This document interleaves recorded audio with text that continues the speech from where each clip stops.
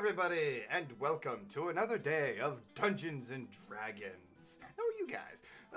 So we are back with the Fae arc, and I would like to ask you guys who remembers what happened last time, as I have to fix a Tara. I remember, but you told me not to say anything. Oh, no, I thought you were looking at the title for today's stream. That's why I said not to say anything. But if you remember, then by all means, go ahead and say something.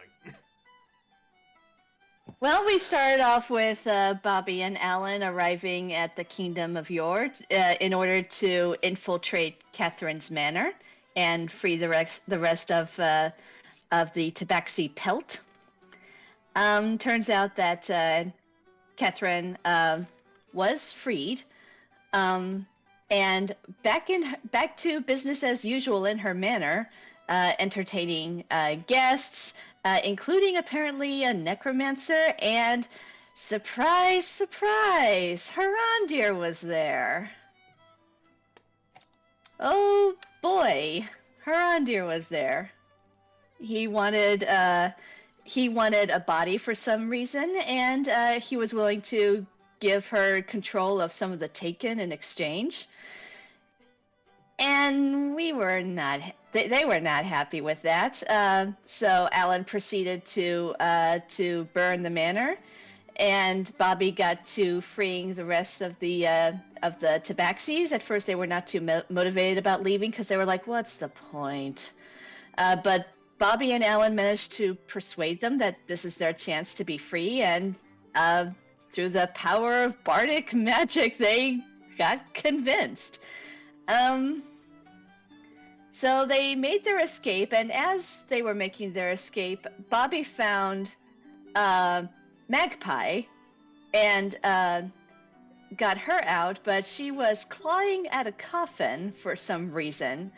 And while they were kind of spilling the coffin's contents in order to buy themselves some time to get away from the necromancer, they found the body inside to be that of a younger version of Michael Catazum. And we were all like, So they took the body, they made their escape out of the manor, which was already ablaze at that point. Like, surprisingly quickly ablaze. They got everybody out, and one of the soul wisps that was floating up into the sky actually went into said body and brought him to life, but apparently he doesn't remember anything past the age of 26, give or take. But Michael still had a lot of his magical prowess, so he was like, okay, just think of the place that you want to go and I'll take us there.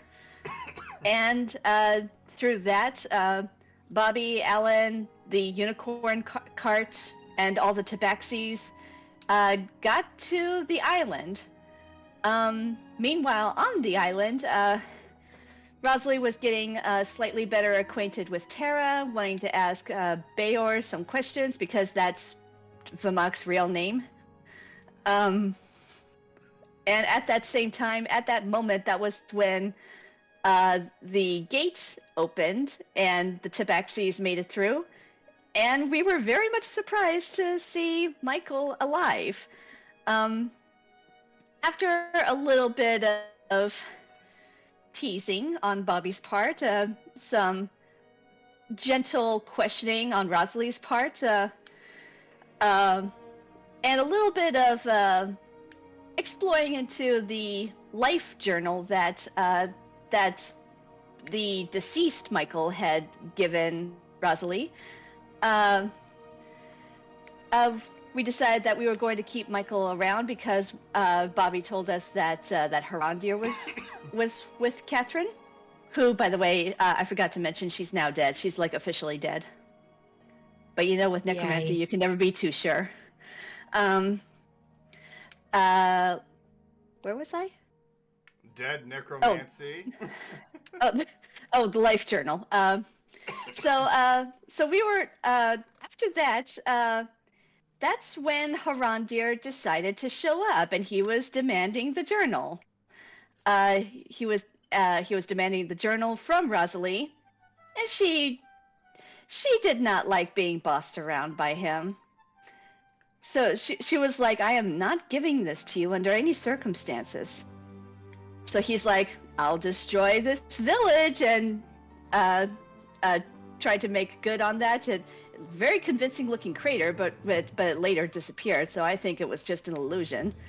And then he took Edelweiss, tried to use her as a hostage. Rosalie did not like that at all, and she proceeded to cut his arm in order to get her out of that danger. And like, you're not having this book under any circumstances. So, with a final threat, he set off a meteor shower to destroy the island, but Bayor and Tara collectively used their connection with the arcane and the divine in order to destroy or divert the meteors. And we came to the decision that we don't want to put the island in danger. We can't go to any of the main continents because Harandir will follow us. So Bayor decided, how about we go into space? And that's essentially where we left off. Okay. Yeah, that makes sense. Does that catch you up there, Tannel? Yeah, for the most part. Okay. On a scale of 1 to 10, how bamboozled are you? Yes. Bamboozle as in going to space, or the fact that we're like up above the air? I think the answer is yes. Yes, very much so. All right. Excuse me. Ooh, don't mind me. I'm still dying from the allergy attack for the past couple of months. Right then. Okay, so you guys were getting ready for that. It is now, let's say early morning. Sun is rising. You guys are kind of like gathered in Bayor's main hall, trying to come up with a game plan, or just waiting for the ship to be finished. As you technically. The what? Prepped. Technically. Prepped. Yeah. While you guys are waiting for all this, all of a sudden you hear an explosion in the distance, followed by some hippopotamus yelling, going, "God damn son of a bitch, mother, ah!" Discord was not picking up that very well, Crosser. Probably for the best of reasons, because I was yelling pretty loud. That's probably the reason why I didn't pick up very well. Yeah, so yeah, basically there's a hippopotamus yelling and screaming and cursing. Sounds about right. And where was this, did you say? The docks. Well, I'm sitting on my throne with my foot up on a keg, drinking, and I'm just like, you've got to be kidding me. Something that I want to put out there, I did make a cameo in the last Crazies session. So, Rosalie would actually be presently, like, in a chamber pot room, taking care of that, near the end of that conversation.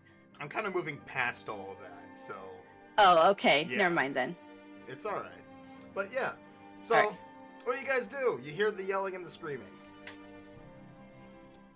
Where's Michael? That's a good question, isn't it? Is he in the main hall with us? Nope, not with y'all.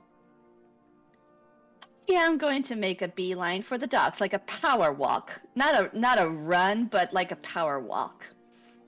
With Okay. Iris. Tara, what do you do? Tara is at the dock. She's got her hands on her hips. And she is livid. She is so angry, she is lost for words. Rosalie, as you approach the docks, you see Tara just absolutely furious, and Michael's next to her with his hands crossed across his chest, just kind of shaking his head. I told him this would happen, but did he listen to me? No. The fuck you on about? I told you, if you were to prep the engines now, starting it without proper testing, you were going to blow something up. But no, you didn't listen to me. You decided to go for it anyways. Are you questioning my methods? Not your methods, just your tactics. Kara looks at her underling, and she's like, "You idiot!" Her fists I look at Tara. shaking with rage. I look at Tara. I look at Michael. I look at the guy that Michael's arguing with. Short version, please. He started Short the engine version? too early, and it blew up on him. The engineer ruined the ship. That's the short version. And she gestures to the smoke billowing out of holes in the engine room, where the engine room would be on the ship. The ship that's supposed to. Ugh. Good lord. Yep. Oh, Bahamut, help us. Estimated time of repairs. Until we can get the proper parts, we're looking at least 8 to 16 months. We need a plan B. Well, if we get the right parts, we can get it fixed up within 2 to 3 weeks, but unfortunately, the only place I can think of that would have the right parts is Nordstadt, all the way back at Yor.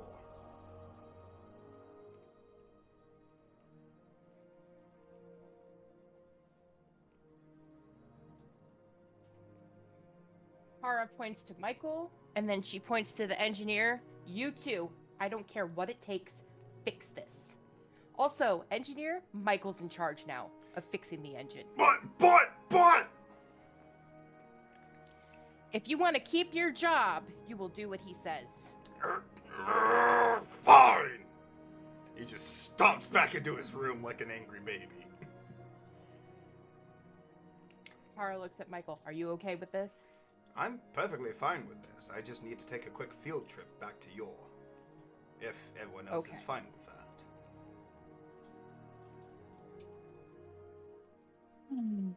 I will look and see if any of the other ships in the yard can take us where we need to go. And she stomps off very angrily. You could probably see steam coming out of her ears. She's so pissed. You just see fire Down the coming docks. out of the ground with every footprint she makes. No, it would be crackling lightning. Oh, there you go. Well, I've seen worse than that. Was anyone hurt, Michael? Thankfully, no. Apart from Pride? Thankfully, no. I made sure that there was nobody in the engine room when he turned it on. Well, that's a positive at least. Well, somebody should inform Bayor of the unfortunate news. You might want to gather your crew. We're gonna have to get the parts to fix this. Right. Come on, Iris. I start heading back. Okay. While you're heading back, Michael then approaches Bayor in his hall. He just knocks on the door gently. I thought I was heading for Bayor to... Oh, is Michael coming with me? No, I thought you were gathering up the others. I'm sorry. Last I knew, the others were in the main hall at Bayor's castle. Oh, that's a fair point. So yes, all of you are going to the main hall.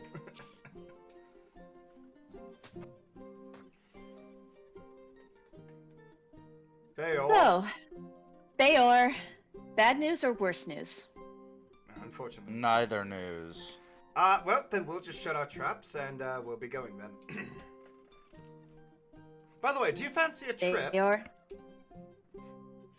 I stare Sure. down at him. Why? Well, Well- long story short, your pride and jeweled ship is currently decommissioned. That's the bad news. What did you touch? I didn't touch anything. Your engineer decided to blow it up without heeding the words that I was giving. What him. engineer? The big hippo one. I don't have a big hippo engineer. Hold on, put a pause. What? No hippo engineer, isn't that? I thought that was. Hold on, that's why I said pause. I thought there was a hippo engineer. Eddie, No. who was the engine? What race was the engineer? A gnome. That's what it was. Okay, that makes a lot more sense. Okay. And he built that engine, so he knows what the engine is capable of. So it wouldn't have spontaneously combusted unless somebody touched it. Well, he turned it on too early. I told him his calculations were a little mishapped, and he didn't believe me. His calculations are never mishapped. He built that engine. I know he built that engine, and there was some miscalculations on it.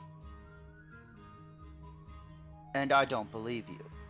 Because he's built 50 of those engines. He doesn't make mistakes. Well, there's always that 51st that does. It's always possible to make no mistakes and still fail.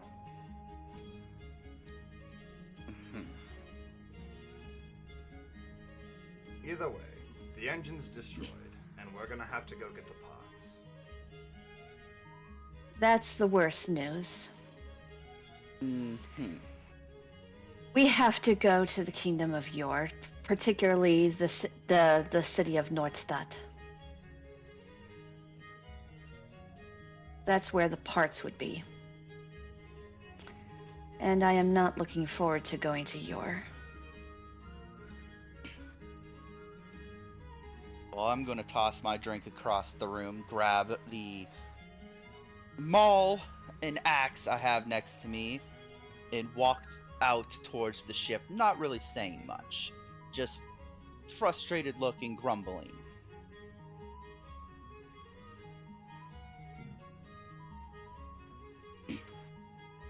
As I grumbly say, pack your shit. Well, I guess we're gonna have to go, as he said, pack our shit.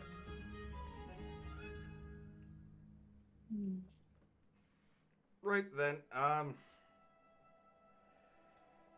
Rosalie, you go find the others. I'll go check on Tara and make sure that we found a properly working ship. You do know the ship can still sail, right? Yeah, the ship can. Oh yeah, no, we know.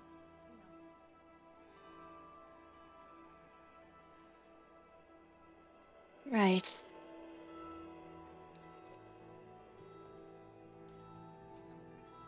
In the room, what do you call it? There lays Bobby in a chair. He's not been listening to the babbling debate or the back and forthing.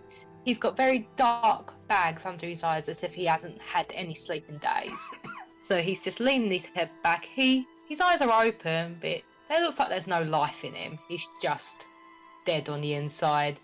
Adelize, however, she's just her cheery little self, making bubble noises, and she's very mucky. She's got lots of paint all over her white fur, and instead of putting paw marks all over the paper that's in front of her, she's putting it all over the chairs, the nice expensive chairs, and the table.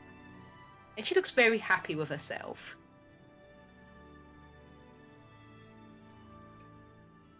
Shame that I did not take up prestidigitation. Anyway. Can I make an observation to see whether or not Tannel is drunk or is he just passed out? Make me a insight check. Insight. Oh, I did not mean to have advantage. Take the 16. I'll take the 16. You look over at Tannel, and you just kind of hear him going.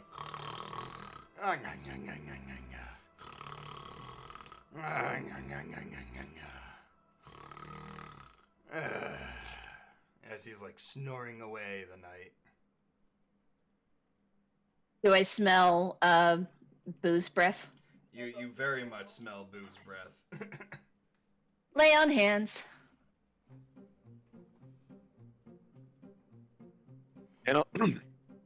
Tano slowly wakes up, blinking a few times, trying to figure out what the hell's going on. Oh, what's going on? Where are we? We're in Bayard's You- castle, remember? You Oh, passed out here.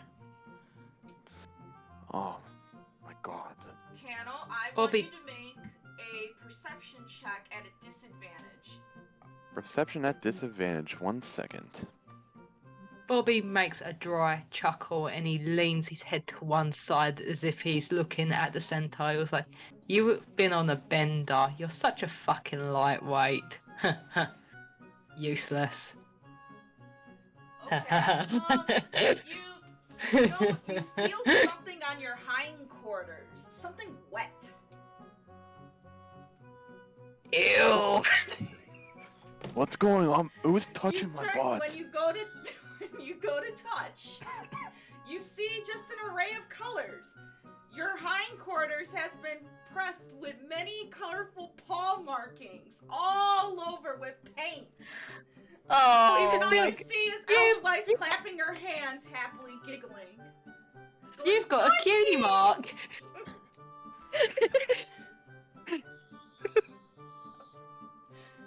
She's just happy with herself and she's like, "Look, you've got a colourful tattoo on your bum now."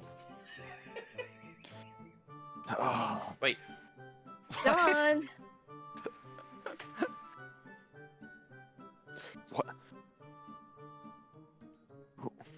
Who's painting over here? Who done this? Bobby? Bobby? Do those paw prints look like they belong to Bobby? No. I just know Bobby's up to it, though. Somehow Bobby's involved. You feel cold, wet prints hit your flank again. And you see a little kitten, just with her two paws, just pushing her paws into the side of your flank, painting you. Oh, so that's what's going on. Dawn, Does someone control this thing? come here, Oh. Edelweiss. She's like smacking the flank as it bounces. It's like smack, smack, smack, smack the pony. Smack it. Dawn, Dawn rushes in. Yes? can we borrow your soap? Yes. She grabs the soap from inside her armor, almost fuddling with it, but brings her claws out to get a better grip and gives. We need to give Oh. Edelweiss a bath.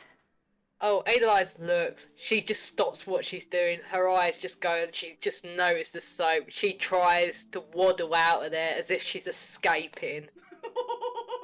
She's like, "I'm out of here," but she's still not on her feet yet, so she's still quite clumsy on her paws. Fuck this But shit. regardless, she still tries.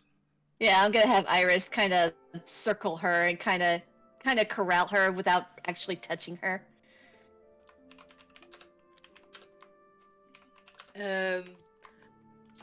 Bobby looks, and he was like, "Delilah, what are you doing?" And he just sees all the paint, and he was like, "Hey, Centaur, you look better with a paint job."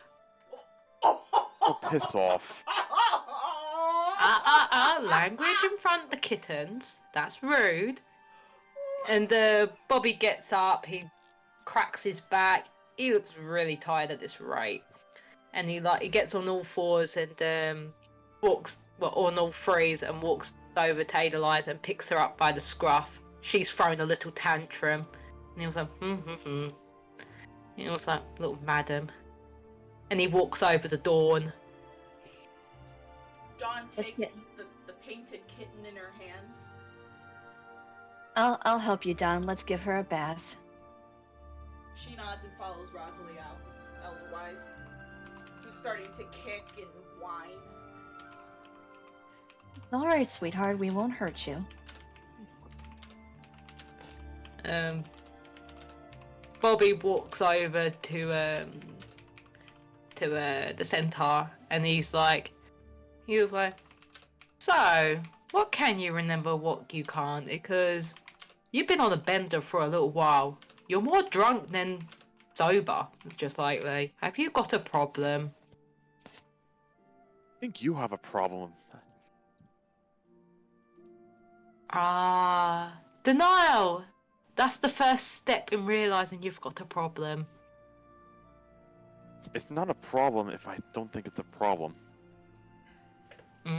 That's great logic right there. Anyway, hop up, horse boy. We've got things to do. What do we have to do today?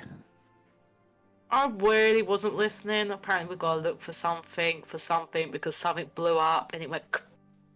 So we're being sent off to do some chasing around for the new Michael. Why are people so incompetent these days? Seems like something's blowing up every other day. I blame the new Michael. I don't like him. I don't like him either. I miss the old Michael.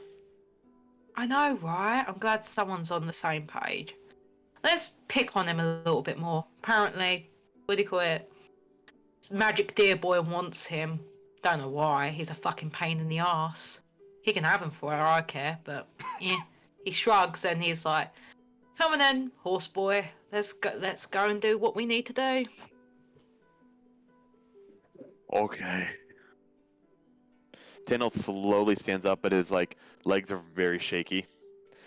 He's trying to take a couple of steps. Oh. Oh, look, it's like a newborn foal walking. How adorable.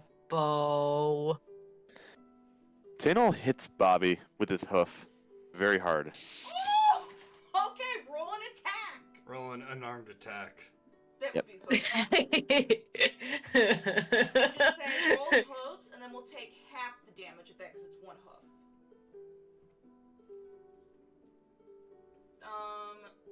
Rolled hooves. That's just if you hit. Actually, yeah, 1 what's sec. your ace? Yeah, there we go. So Yeah. it would be okay. So Bobby, you're taking 3 points of bludgeoning damage. Bobby just falls on his front and he just sits there and accepts the defeat. Alright, so you guys on your way? Yep. Alright, so I'm assuming you guys are just dragging Bobby off on the floor at this point. So you guys make your way down into the dock, into the harbor, where you see Bayor waiting just Dripping outside. paint along the way. Yeah, you just see Bayor kind of standing in front of the main ship as the repairs are being made to the back end of it. You hear Tara kind of just shouting orders, sending people around, getting the ship ready for travel, and just an average day on the dock at this point.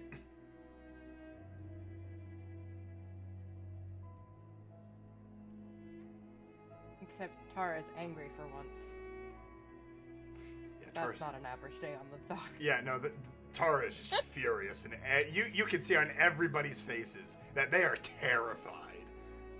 They never see Tara like this, and it's just, oh no, if she's this bad, oh, it's gotta be bad.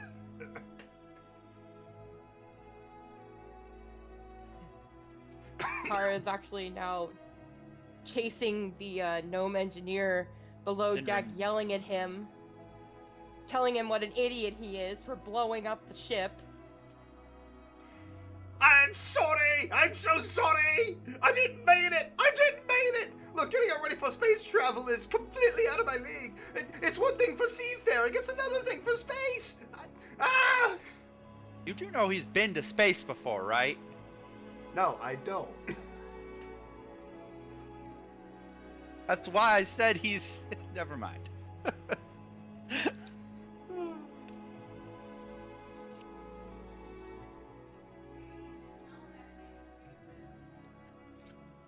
Arya said maybe he's just yelling not to make excuses. True.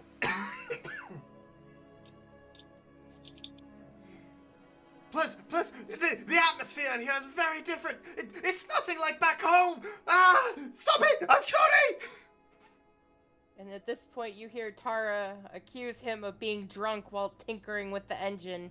I was not drunk. I swear. I swear it. As he trips over like 5 different wine bottles. Okay, that I can buy.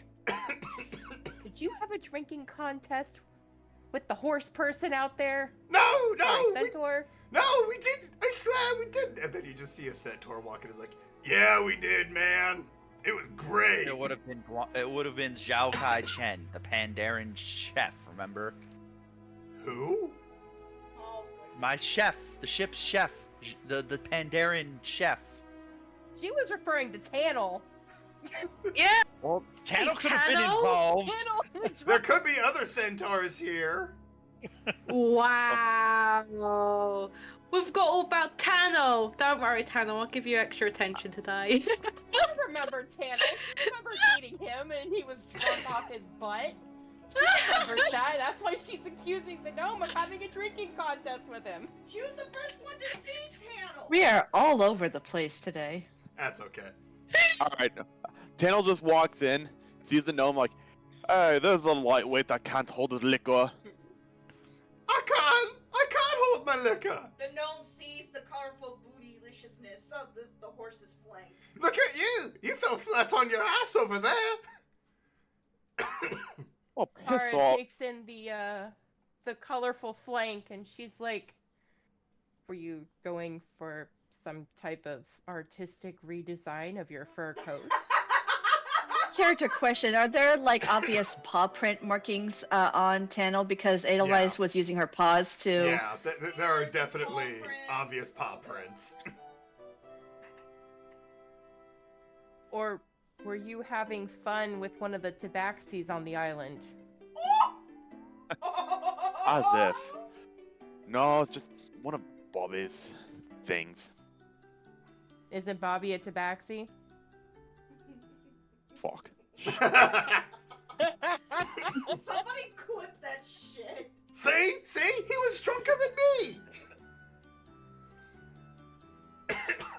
And then Bobby you guys just walks hear. Oh, go ahead. Sorry. Bobby walks in and he just sits next to Tano. He's like, my ears are burning. Are you talking shit about me?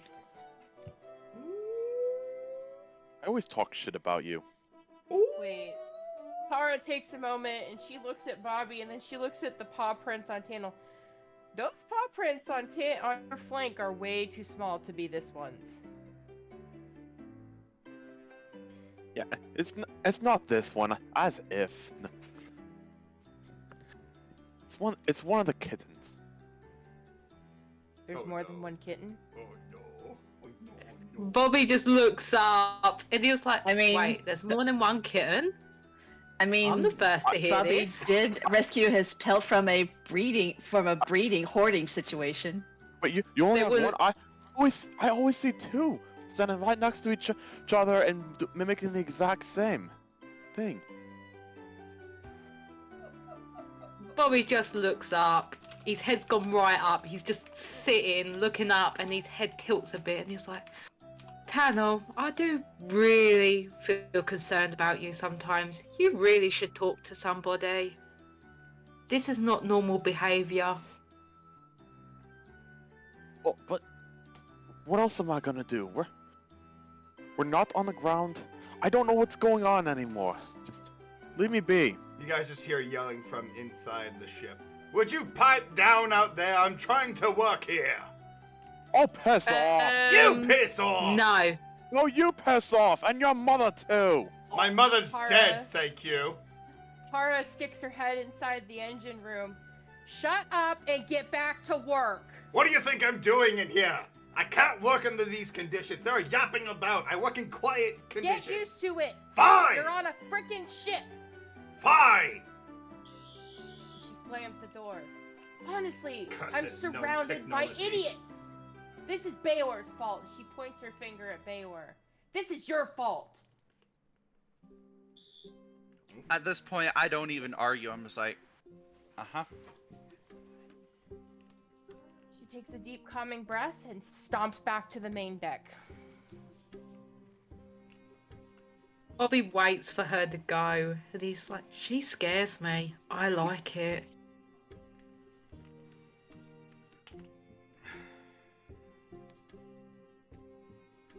You guys then see Michael emerge from below the ship. All right. The engine can at least go seafaring. It won't take us flying, it won't take us to space, but we can at least sail across the ocean at immense speeds.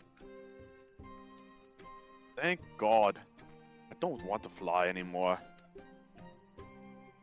And we have enough space as it is. Like, do we need more space?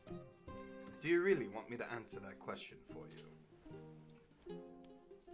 Did I say you can answer me? Do I give I a still shit? don't like you. And I don't like you or your attitude, so consider us even. Good for you. Good for you. Now, shoo. I can't. Seems like you can't take directions. Oh, Michael could do that just fine. I'm not your Michael. Good, because you're obviously not him. He's so much better than you. Finally, somebody realizes this.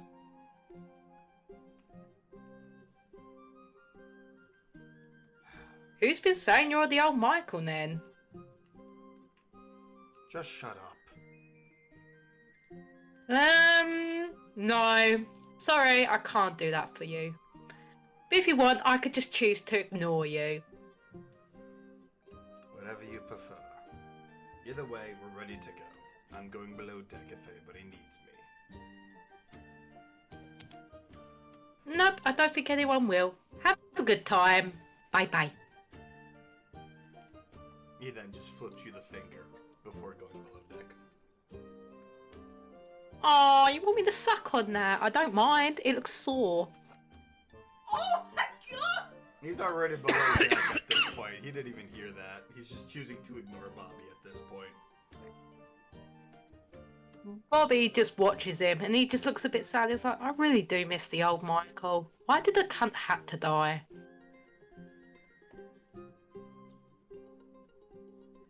I mean, to be fair, Nope. no, just a player knowledge thing. I mean, to be fair, old Michael was the one who saved your kitten. And I mean, yes. That's why. this But hurt he Michael got you back to this place safe and sound. So No, we don't like the new Michael. Two He for looks one. younger and he's more annoying and he just looks. He looks like a fetus right now. We don't like that. And I've grown attached to the old Michael, so old Michael it is, and he's gone. So, but yeah, Bobby just looks a bit sad about it, and he scoots back a little bit to go lay his side against Panel. It's okay, Bobby. I miss him too. just a quick side note, Ray, thank you very much for being subscribed for 11 months. I just got that notification. I was like, oh wow, there it is. Oh, there it is.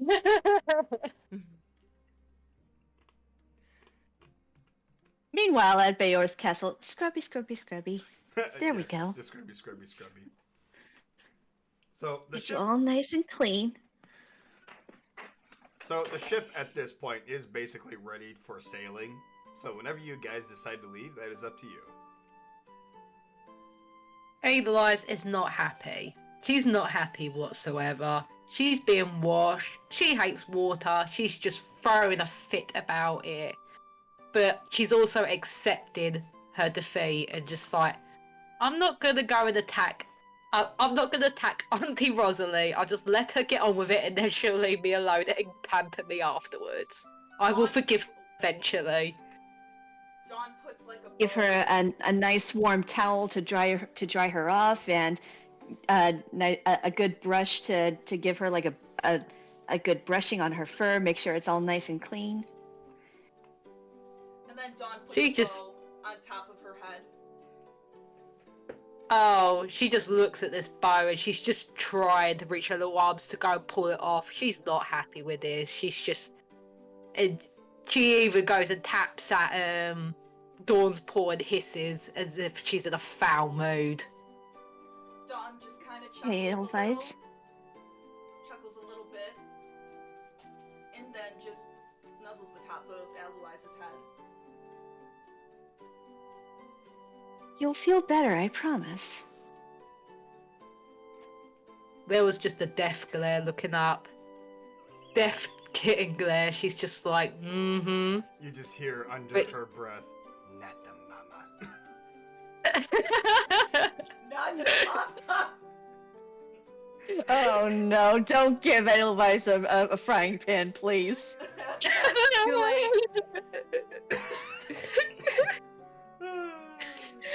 Oh man, imagine if Edelweiss and Meep meet. Oh no!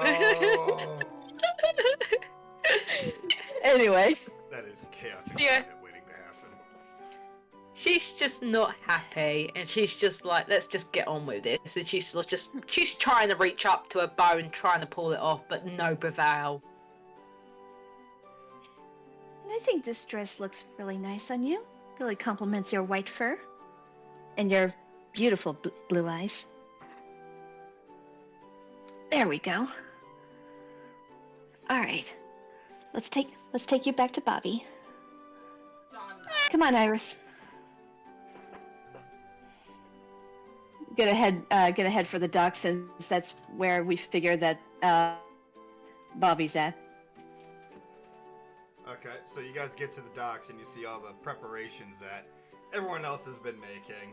Ship is finally, ready to go. Bayar has his, I'm assuming his stern look. Oh yeah. That look of, I'm going to kill everybody here if we do not get this ship back in order. Uh-huh. Question: Yeah. where are the hoes? On the boat. Stay behind. Oh, hold on. Are the hoes on the boat, or are they staying behind? No, they're always on the boat. Oh, they're always, wherever I'm going, they're going. Okay, 2 hoes are with you. Okay. They're his Yeah. cheerleaders. Pretty much. Here, They I went got- straight to the cabin and they haven't left. I swear. I got this Oh, to make God, Bayor help feel me. better. They're his guardians. Larissa walks up to Bayor. Oh, don't worry, darling. Things will get much better. I know things look bad. Trust me, they are. But don't worry. I can bring a lot of fun to bring up your mood. Later, darling. Later. Frustration first. Tara But you grinds take her your teeth. frustration out. You don't. Oh, never mind. I won't. Bobby's not wrong. You could take your frustrations out on me and Lanali later. True. You do know that Vala's gonna show up. So be prepared for that. Woo! A foursome. Sounds wonderful. Demonic force. I mumble under my breath, demonic force. Ooh. But I'll listen to you for right now and give you your space. But you know where to find me. She caresses her tail under Bayor's chin. Oh my lord. I am In the control meantime, of my Tara is emotions. grinding her teeth as she listens to Control. this until she sees Rosalie and Dawn and Edelweiss approaching the ship. And she takes note of Edelweiss's frustration with the bow. And Tara grins and she's like, look, I'm not a fan of having kids on this ship, but especially not grumpy kids. And she digs around in her pockets and procures a mini pot and hands it to Edelweiss. It's about What's the size that? of a rattle. Edelweiss looks at the pot. She You can hit she people grabs with it. hold. She grabs hold of the pot. She gets into the pot. If I fit, Okay. I sit. Exactly. Same logics. Will that make you happy? Does that make you happy? Will you be less grumpy now, little one? She thinks about it, and then she puts both her paws up in the air and makes a meal.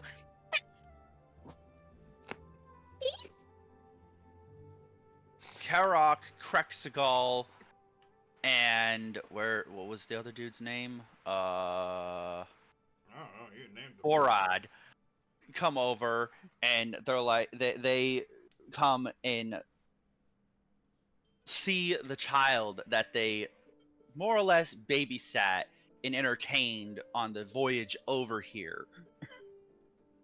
It's like, little baby. Oh, you little baby. Oh, you little Oh. baby. Adeliza's sucking this all up, and she's just looking so cute and adorable, and she's like, I've got these little suckers around my paws. Give me attention. Oh, don't Like baby want Croxigal or Croxigal even picks up Edelweiss because he used to carry her around on his shoulder. He's all like, he puts her on his shoulder and goes and stands near the helm so she can see everything. She They looks are just very Lizard happy. man. They are, just to clarify, these railings are solid, right? They don't have holes that Edelweiss can, squeeze herself through. She asks as You a know- crewmate falls behind her into the water. Technically, no. The sides of the boat are solid for the most part, other than the gun holes.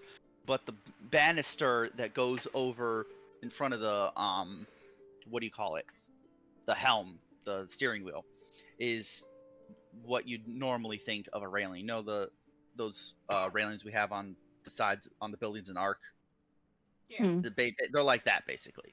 But all you're going to do is you're going to fall onto the deck below you, so it's not that far of a fall. Not to mention she jumped up and down the freaking ship the entire time we were traveling, so it doesn't freaking matter where she goes. Just want to make sure that she's safe. Oh, she knows the ship.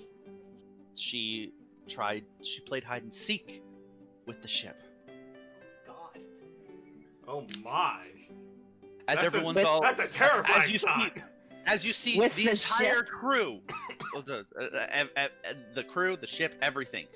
She played hide and seek. The entire crew shudders when they hear the words hide and seek, except for the Hadose, the monkey men from space, who are all like hide and seek. They get all excited like hide and seek, yeah, because they're the only ones who could find her. At the mention of hide and seek several times, you just see the entire crew kind of just go below deck and lock the door. It's like, nope. Nope, we're not doing not this. doing this. not doing this again. Not it. All the officers are just like, cowards. As Panda Man brings the little girl her favorite dish. Oh no. Because he heard the muse and he's all like, starts cooking food. Zhao Kai Chen just comes up and is all like, little princess. Ah, yes, little princess, I grant thee the finest of my dishes. Good lord. I'm like, it's already begun. She's been on the ship for 2 minutes. 1 minute. It's coming and after your 37 crown. seconds, to be exact. She's coming after your crown, Bale. It'll be her ship soon. It's like, oh, great. Her Oh. ship, her town, her island. At this Where's point, we may Oric as when well I need him? nip the stuff. As I send Zhao to go get the halfling chef to entertain the little one with his stories. Quote. Oh, good lord, he's a storyteller too. Kind of. He's a Bobby chef, comes but up. He has stories. Bobby comes up to deck, pulling Tanner with him to unite the group together. And he was like, "So, I wasn't listening this morning. I was a bit up with the fairies. What is the plan? What are we doing? Please explain it as if I'm a 2-year-old, please." Well, you are a 2-year-old. Hush. I'm actually 20. We're going Free? back. We're going back to Yor. We have to go to Nordstadt to find some parts to fix the ship so that it's space-worthy. Bobby just rolls his head back and rolls his eyes. He's like, not your.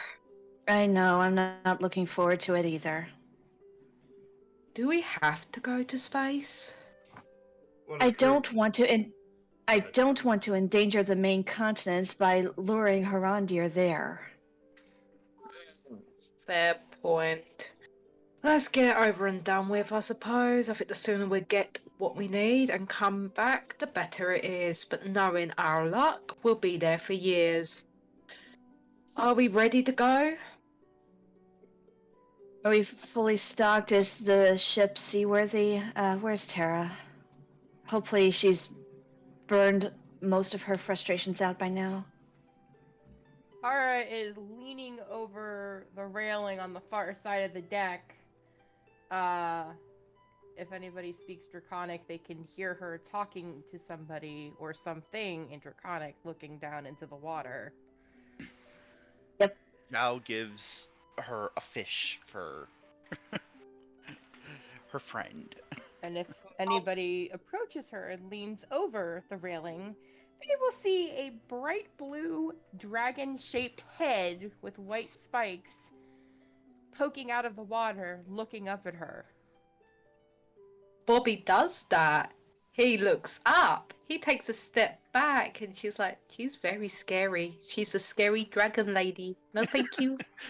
I lean over the edge and I speak to Kai in Draconic. How you doing? Iris Oh, will is this look- Kyle? Kai. Oh. Kai. Kai. Oh, I was going to say, Cole is a rubbish name. You could do better. But Kai. Got it. Yeah. Iris looks over the railing and asks in Draconic, new friend? Very old friend. Kai just kind of exhales through his snout, as if to greet Iris with some, acknowledgement that she is also a dragon. But you can tell that he is an old fart, and as grumpy as Tara can get, he's grumpier. Has Like, fishy at for you. first, Iris would be wagging her tail like a puppy, excited at meeting another draconic being. But then, seeing how grumpy she is, she kind of sobers up and is like, "Oh, okay," almost like tucking her tail between her legs. Tara waves a hand and says to Iris in Draconic, "Don't worry, little one. He's just a grumpy old man. He means no harm." And then she yeets a fish at his face, and it hits him on the snout. And he chuffs at her, and then dives under to grab the fish that bounced off his nose.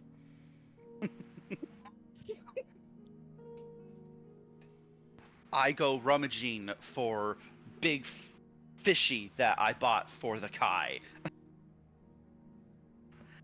You just see a giant blue-tailed fin dolphin being tossed into the water. He's a hungry boy, and he's angry. He was just getting used to having the dock as his home, and now he's got to go on another voyage. Grumble, grumble, grumble. You're I know, taking it buddy. with us? We gotta go places. We do things. Tara straightens up, and Are we ready? she looks a little less annoyed. Basically back to her normal, I'm in charge self. All right, we take off in 5 minutes. How well stocked are we in the meat department now that we've got 2 dragons to feed? Oh, you don't have to worry about Kai. He will fish his own fish. Do you need me to have him get fish for Iris? Does she eat fish? He doesn't mind fish. Okay. So And she also, looks we've got real- a fritter here. Hello. Hey, it's good to have you. We weren't sure if you were coming. I had a car issue I had to take a look at. All good, cow. I almost said cow, bro. All good, gun, bro. I got so many bros. Sarah, I know a way to bring them in. So as everybody's talking and whatnot, you guys just hear little pit-pats of a smaller, medium-sized creature coming onto the ship. And it's Alan. He's hearing all doing ruckus. the salsa dance as he walks into the sea from stage right. Sports noise. Oh, Oh dear. Well, I'm gonna let you know I'm leveling while we're doing this. I forgot. No, you're good. You're that's good. fine. You just That's hear, fine. We're kind of doing theater of the mind right now. "Oh, Mama Hiya." About time he got here. Hi. Where the hell have you been? Ritter, he does his own thing. Sorta, kinda. I mean, the last thing I remember doing was being sober and helping Bobby get the things done that they needed to do. And then we came through the portal, and then I think I got drunk. Who didn't get drunk last time? Tano Not me. clearly didn't get drunk last time. I sit in one of my throne chairs and with my foot on a keg and I'm all like, "What's drunk?" I don't drink. I Neither mean, do I. If the centaur didn't get drunk and I got drunk, then it's opposite day, because, I mean, he's man-horse and I'm horse-man. Oh, Tano got drunk. He passed out again. Oh, well, then it's just normal Did you days. get into Zhao's special brews? I don't know. Where were they? Don't answer that. Where There's no were correct you answer for that. Don't touch Zhao's special brews. You're gonna get a fat panda very angry with you, and he's gonna go from fat panda to buff panda real fucking quick. Oh, so I better not say where I've been then. Probably You a plead good the idea. fifth. I would go hide and beg for forgiveness if you do touch it. You guys just hear the Panda Man's voice coming from the ship. Did someone mention my special brews? No! Because I'm Keep them to missing 3 yourself. kegs of it. Oh, Where were they? They're in the. There's no They're there's in the no tavern. correct answer. There's no no answer correct for that. and there you I'm just gonna go grab me a hammock and find a corner for me to establish my sleeping place in. I'm assuming we're on the ship right now. mhm. Yes. You guys are getting on the ship. That's so in progress. So I think we established that anywhere that's on the ship is where I sleep. That's just how it's going to work. fair enough. All right, so this is where we're going to do a bit of a time skip. What's happening here is you guys get on the ship. Michael is constantly doing repairs on it to keep it seafaring, and it takes you guys about 2 weeks to get to Nordstadt in Yor. I'm going to now switch us over to that map if I can find it, because we did a whole overhaul the other day, and I have become lost halfway through it. Holy shit, it's in the folder! I know it's in the folder. I organized! I know you organized. Can we give like a TLDR of the kinds of things that we might have done during the 2 weeks we were out at sea? That's a good... Yeah. Yeah, because I was about to say something, so. Yeah, you guys can totally do it. We'll give the next, 20 minutes to do that. Yeah. Just, some role play and what people are doing. Also gives Fritter a chance to catch up as far as leveling up is Yes. concerned. Yeah, so go ahead and role play, you guys, for the next, 10-ish minutes, if that's what we need. I'm just gonna give like a TLDR, not even role playing, unless Crosshair calls for like roles to happen. But there could be total role play. one of the things that I wanted to do was to continue teaching Dawn how to this time how to write. Okay. Like one of the advices that I would have given her was, you've already done the hard part. You know what the shapes of the letters look like, and if you can pick up a stick and draw in the sand on the beach, then you can learn how to write. And I would be coaching her on how to write. And another thing that I wanted to do, Crosshair, when Fenris left the party, did she leave the orb of life that we had picked up from the vault in the volcano orc tribes? Gonna be honest with you, I completely forgot about that item. But yes, that item would be technically in your guys' stash. I would like to spend some time trying to study it, like examine it, learn what it's capable of doing, even though I'm not a paladin of IO. Okay. Roll me investigation. No. Not investigation. Religion.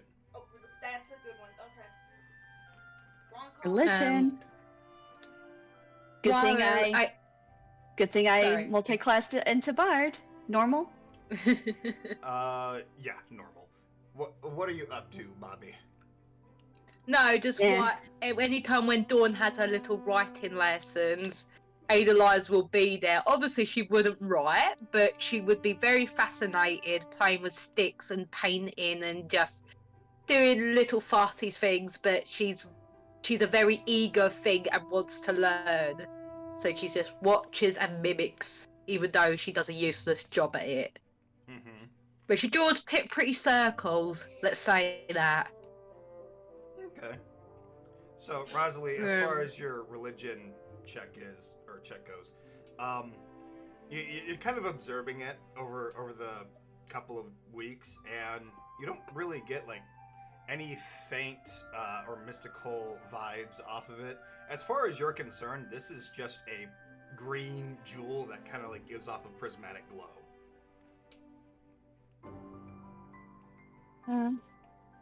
I'll try again later. I'll put it back in the handy haversack. I bet you can make that reference. Okay. Well, while she's doing that, during the voyage, I know Tannel definitely is going to pull out his lute and start doing some music to get everyone involved in something. Okay. Roll me performance, boy. I'm pulling it up. Dear 1 sec. God, you're gonna get the crew band involved in this shit. Bobby's As long as probably good. Oh, sorry. Bobby's probably going to do the same, but I'm going to do it with disadvantage because he's not been getting any sleep. Well, this is gonna Oh, be that's fun. perception shit. Yeah, I was about to say, and also roll it as normal. Don't roll. Oh, I'm still at disadvantage. You're right. I was about to You say. can just take the 11, I guess, or whatever it was. No, re-roll that. Re-roll that. There you go. Bobby, that would also be at normal, but I'll take your 18. I'd say it would be a disadvantage because he has not been getting any sleep. That's fair. Is anybody else joining in this performance? If I could hear it with my passive perception of 23. Oh yeah, the entire crew's getting involved, so everybody can hear it. certain crew well, the band, the musicians of the crew are definitely getting involved, which woo. Bayar, just for that, go ahead and roll me performance check just to be funny. For me, I ain't joining in on this. No, you're rolling. please you're do. rolling it, but you're rolling it for the crew. Oh. For performance check, you said? Yep. This is gonna be awful. The poor They're gonna crew. be so out of tune. Hang on. Hearing the music playing and perking my ears up after I put away the. They're too shit, Okay, Alan, you Tony, go. let's go. I would hear, and then I would take out a little tambourine that I have put together over the past couple of days, like a pigskin wrapped around a wooden band, and with some shed scales from Iris serving as the cymbals. I would take out a hand drum and try to keep rhythm, like keep a consistent rhythm, and I'll do a performance check. I also want you to make me a survival check. I'll do the survival first. I come out of my cabin and stand next to the wheel, the helm, as I'm like, what the fuck is happening here? As I hear the crew drunkenly playing and being all sorts of off key. Well, thanks to Alan Fritzer's Nat 20, that 5 basically doesn't matter. And it's I actually... go along with the off key, and I do a horribly off key song that seems to be just as bad as it is good. So, Yeah. because of that, it actually does increase the performance, and everybody gets into this like glorious chorus, and actually is very comprehensible. And you just hear the That doesn't entire mean it crew ain't going, off key. "Now we are ready to sail for the shore, heave a pole away." Gods. Ugh. And it just becomes this whole thing where the crew doesn't know the lyrics to the song, and they just keep singing it anyways. They even like start throwing in like weird dialects. I haven't had enough alcohol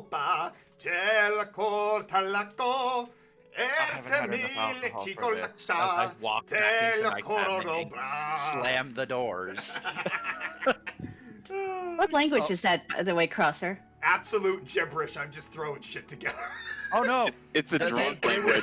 They would probably swap from singing in common or a comprehensible language to speaking my character's language, a combination of Norse and Celtic. So ain't nobody other than Tara gonna understand what the fuck anybody's saying. That is actually kind of what I was basing my gibberish off of, actually. I was actually basing off my Celestial off of Swedish. How dare you make me hydrate? Oh God, if you're doing it by Swedish, then if somebody speaks poor Swedish, then it could be Swedish Chef that's Celestial. Hey, Ben, can you grab me the other... Hold on, I'll grab one in a second. Okay, thank you. Right. Okay, so you guys are going through, you're sailing. As you guys are sailing, does anybody go down into the engine room at all? Or just kind of like wander the ship? I mean, during the song, I'm going to be hopefully not tripping over myself with that athletics check, but the acrobatics check, I'm jumping around and going all over the place. You're going to see me popping my head up singing the song where people weren't expecting me to sing. All right, so I would have wanted to check up on Michael, but I didn't want. I wouldn't want to bother him. Like I would try to gauge when he might be taking a break. Okay, so as the song dies down, or what seems like dying down, I'm going to assume Rosalie, kind of sneaks away for a hot second. You go down into the engine room. You kind of see Michael, kind of just by himself working on the engine.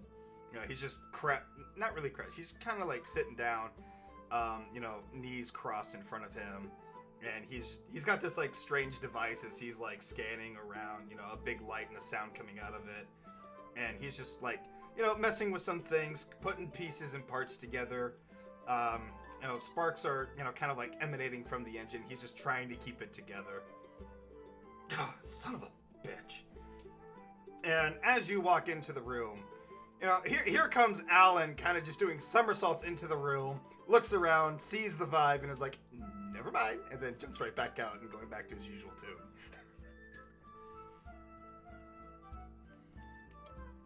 Wow. You okay there? I read the room. I'm sorry. You okay there? Wait, what? Hello? Testing. Hello? No, I hear you.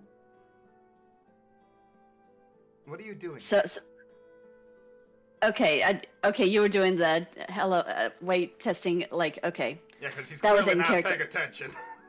Okay. I thought that was out of character because I thought our Discord call dropped like it tends to do lately. No, I know my voice tends to vary sometimes. I apologize. Okay, so rewind. You're okay. Just wanted to check up on you. Well, I'm here, and I'm making sure things are ship-worthy for the time being. You look a little crestfallen. I don't know what you're talking about. Maybe it's nothing.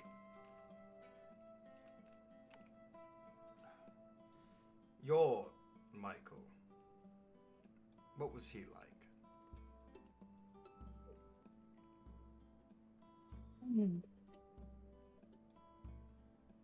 Imaginative. Insightful. But You know, thinking back on it now, I noticed that he seemed kind of depressed, almost defeated. I was angry and bitter at the time, so I didn't notice it back then, but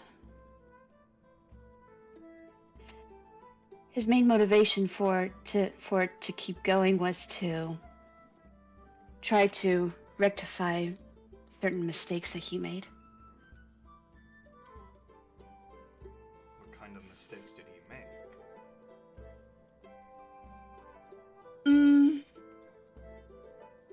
Serious mistakes. How serious?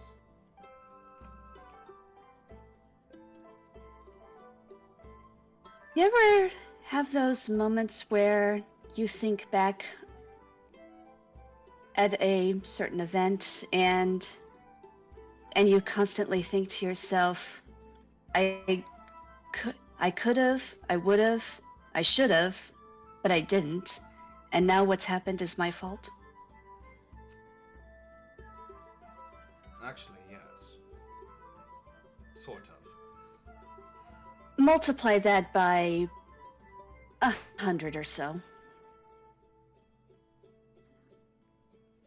Well, he sounds like a piece of work.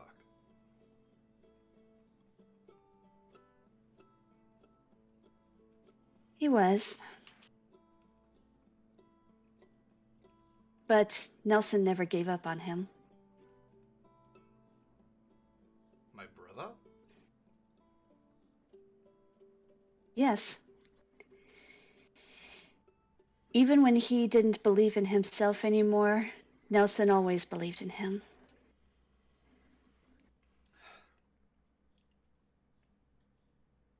I wonder how he's doing. Last I remember, he was, well, still studying druidcraft at the college.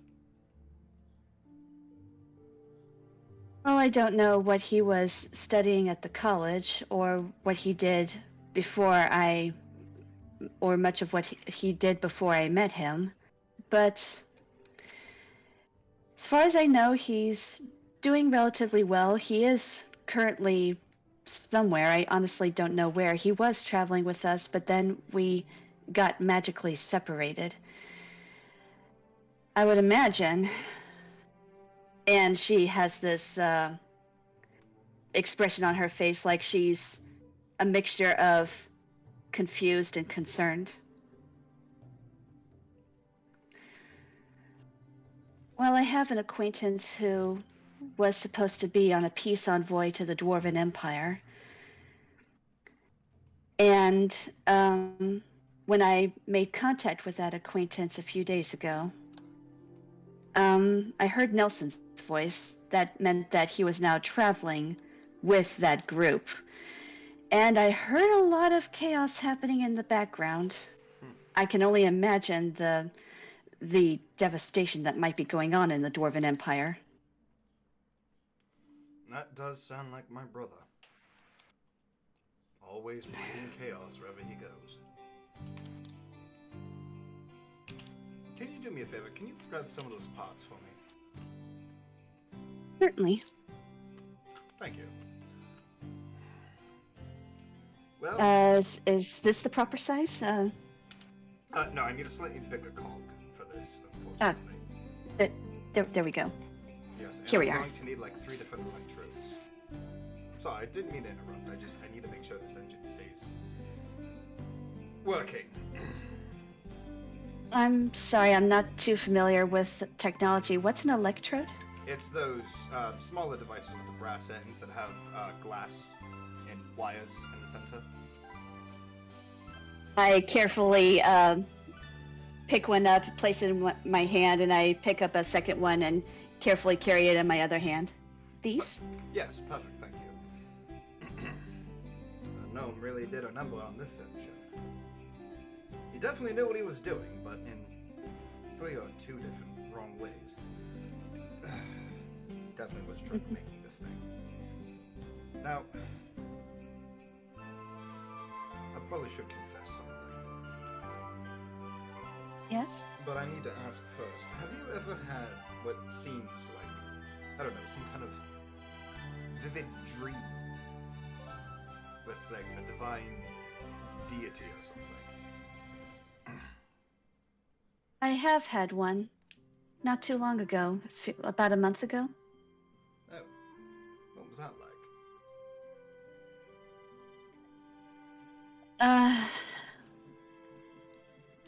How do you describe an out-of-body experience?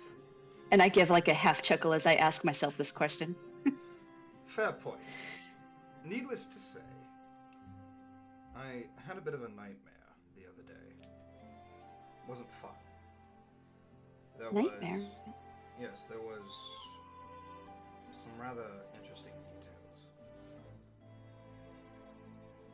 So, what happened was, I was in a forest. Looked rather enchanted, actually. But then all of a sudden, the forest became flooded, and coral reefs began forming all around me.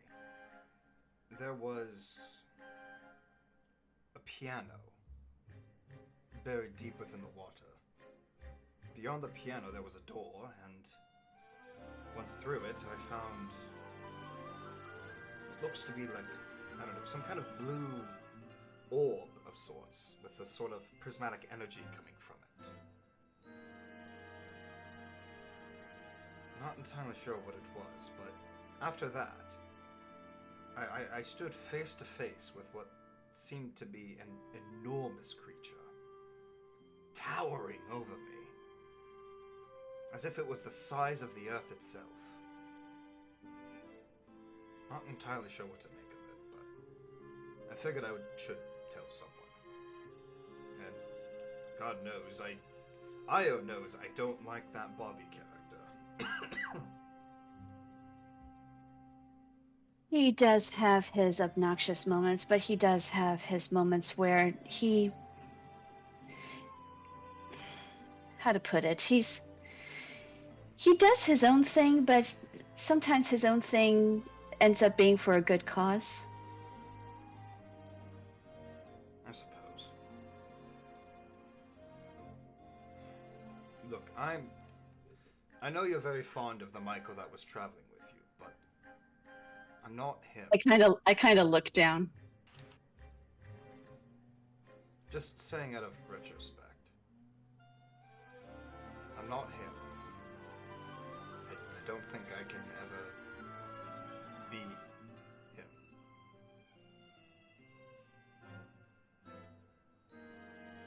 I don't have his experiences. I don't have his... I don't have his Well, power. like I said the other day, I think you can be better than him. I'm not entirely I sure. meant it when I said that what happened to you, this new body, is a blessing in disguise. I'm not entirely sure about that. But thank you. Thank you for the vote of confidence. Well, let me give you another one then. I take off my handy haversack and I pull out Silent Messenger and a couple of cases of bolts. I know that you're capable of making your own gear, but this is until that time comes when you do make your own gear. Just want to make sure that you're properly defended. This crossbow has had some physical enhancements done by some orcs and some magical enchantments done by goblins. And I've picked up a few interesting crossbow bolts as well. I'd like you to hold on to these until you can build your own gear. Thank you. I appreciate that. You should probably get back to the others. I gotta keep this engine running. What kind of these bolts would you like? I have some capture bolts. They're like nets. I have some bolts of the Phoenix, some bolts of Radiance. If you really don't mind, can I take a little bit of each? Sure. Thank you. I'd like to study all of this, and maybe I can make more. You never know. Could always use more ammunition. Now, if you don't mind, And I should probably get back. that right there sounds like the old Michael. And I give him a smile of reassurance. And as I give him 5 of each of the bolts. I'm still not him, but thank you. I know. Now then, Talio, best be on your way. Gotta fix this thing before it goes into overheat again.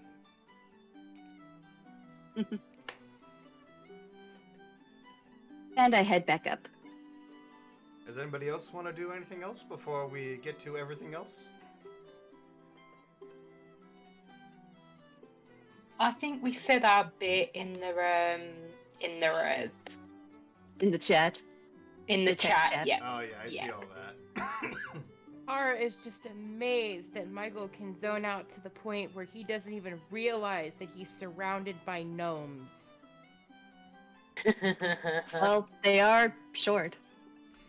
They're all in the engine room with him while he's tinkering, keeping their eyes on him because they don't trust him as far as they can throw him. He's Wait. used to these kinds of looks, and he just does not care at this point.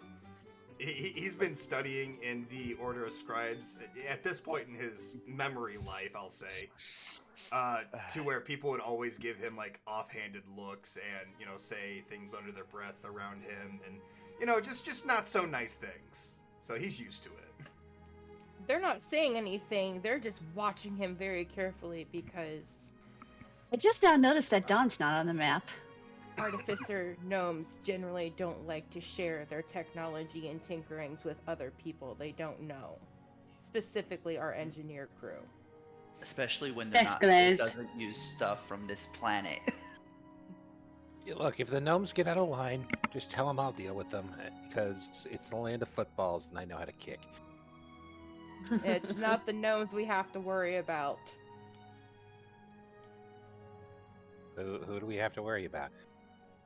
We have to worry about Michael touching the wrong thing and pissing the gnomes off. I got this. I shout down the stairs. Michael, What? don't break anything. What do you think I'm trying not to do? Are you That sitting sounds around like- doing nothing? No, I'm trying to make sure the engine doesn't go into overheat. Oh, Isn't where that did their these job? notes come Helping. from? Alan, you're not Alan. helping. Alan, that's mission impossible for that one down there. Of course he's going to break something or make it go kaboom. You're wasting Hey, your look, breath. it's a disclaimer. We've tried. So, We've tried, but we still have to look after his sorry ass. as you guys are continuing through this massive journey, right before you guys go into port of that town that you guys just saw before, I haven't shown the audience yet, a massive storm hits, and it just becomes so violent and wild. Waves begin to crash against the ship. Things are going really, really bad. Michael's keeping the engine afloat.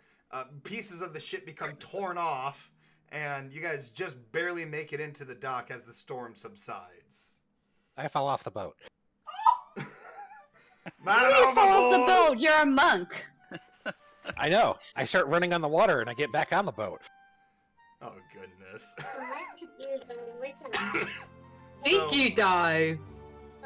What? Did you though? Did you actually get on the boat, or did you to do that? But Oh, I Lord. I have a movement of 65 at this point, and that's not even like dashing. Good Lord. And I have an ability that lets me run across surfaces and now on water at this point. Fine, shut on. off. Fine. Hold on. My oh my. What's your the max speed you can move, Fritter? 65? At least that's what it says on my sheet right now. I gotta double check the calculation You also have key points that you can spend. to go faster. Yeah. I hear a mini flu. I also hear a mini floof. Yeah, she's in the background. She wanted to be a part of the fun, so sorry about that. No, she's little Eldawise. Yeah, no, you're Well, fine. she's Edelweiss. So, yeah, you guys just got into port. I changed the scenes on stream, by the way. Yeah. And, everything's kind of a mess. You guys are like just now hitting this like repair dock that's completely flooded. There's a repair crew ready. You know, they're looking at the ship. They're kind of giving this like, ooh, yeah, it's not good. That's pretty bad, Chief. And without even asking for, you know, any kind of like payment plan or anything like that, they just get right to work, and they just begin repairing the ship. The gnomes are, and then not too happy when some of them enter the engine room and they actually kind of, you know, shoo off these repair crewmen and just kind of get back to work themselves, keeping everything, you know, functional. And you know, it's going to be a hot minute for this ship to be fixed. Did we arrive at Nordstadt or did we arrive someplace else? Roll me perception. Passive perception is 23.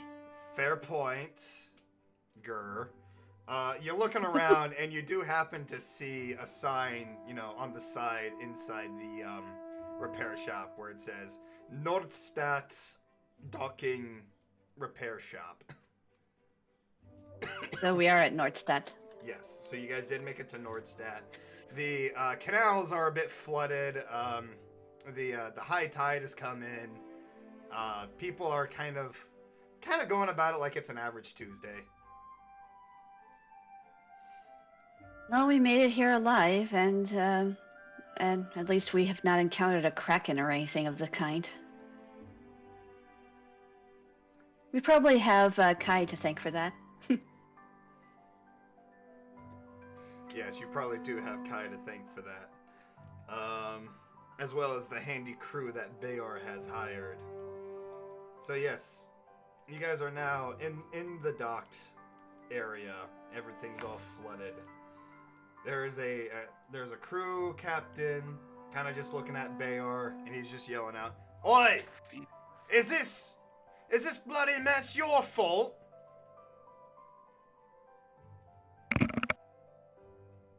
Say that again.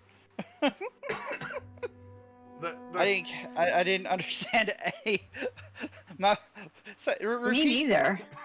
that made no sense to my brain. Right. You have He a said, brain? "Boy, The is repair this crew your captain fault?" is asking if it's your fault.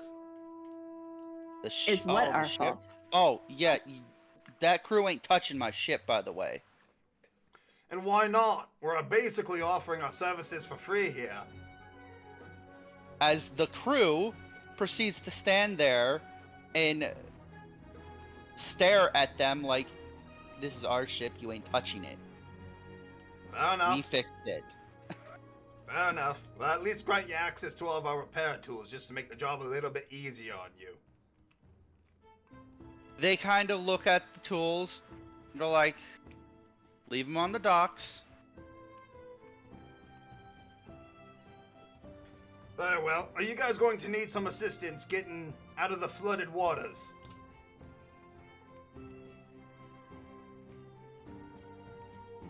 Flooded waters? Yeah, the canals are flooded Mm. because of the storm that we just passed through.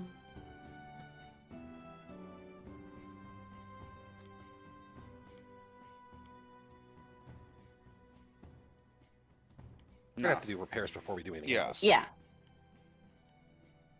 Well, we came here for parts, so yeah.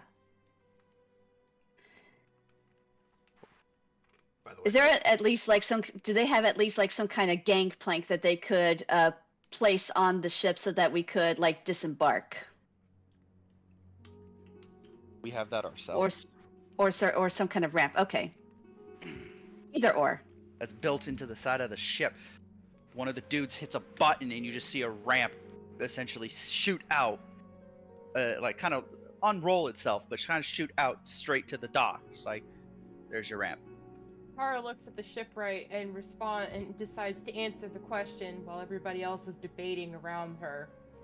We will not need assistance leaving the flooded channels, because once the engine is repaired, the ship can fly. yes, which speaking of, we do need to find the parts to repair that engine. On it. I jump off the boat. Does he always do Yeah. this? Yes. As I kind of Kai, pinch the bridge of my nose. Kai sees the horseman fall into the water and zooms after him, thinking he's going to drown because he doesn't imagine a horse can swim that well. Then he realizes this is not a normal horse. And just stares confusedly at Alan in the water. Like, what the hell am I looking at? Alan just suddenly pulls himself out of the water while moving and walks on the water to make himself go onto land. Iris in Draconic says to Kai, "It's Fritter, don't question it." I'm amazing! You're Fair something, all right. I like to see you do what I'm doing. Good Lord Almighty. I calmly use the gangplank to get off the boat with Iris close behind me. Bobby does the same. What do you call it? Calling Dawn to come and join him, and he gets his little baby carrier. He ties it. It's a scarf. He ties it around his back. Not Dawn. Edelweiss gets into it, and he walks across. Edelweiss is not happy being in the scarf. Yeah, at this rate, he does not care. Let her whinge. I mean, Kara offers to put a makeshift saddle on Kai and let Kai take her around. Just a makeshift baby carriage. Just a makeshift saddle for the baby. Bobby lurks. I don't think she'll approve of the water. Bobby lurks. He Kai is shrugs. amphibious. Bobby looks, he shrugs, he gets halfway across the bridge, he throws Edelweiss into the sea. Kai swims over and catches Edelweiss on his head. Prexigal kind of gets excited when Bobby picks up the baby, then gets a little less excited when he puts the baby in the thing, and even less when the baby gets tossed into the ocean for Kai to babysit, and he has his little personal made Edelweiss backpack on his back. He's just like, oh. he goes back to he turns around and goes back to doing what he normally does. Let's get going. It's like the big fish from SpongeBob that's holding Patrick in the little carrier going, ah! Goodness. Big lizard man likes little kitten. Yes. Big gator lizard is very attached to little kitten. So, as you guys are, entering or walking onto the main dock, the captain of the repair crew kind of looks to you guys and goes, Shipwright. The shipwright, thank you. The shipwright looks to you guys and asks, will you be needing any directions anywhere? I can basically tell you anywhere you need to go.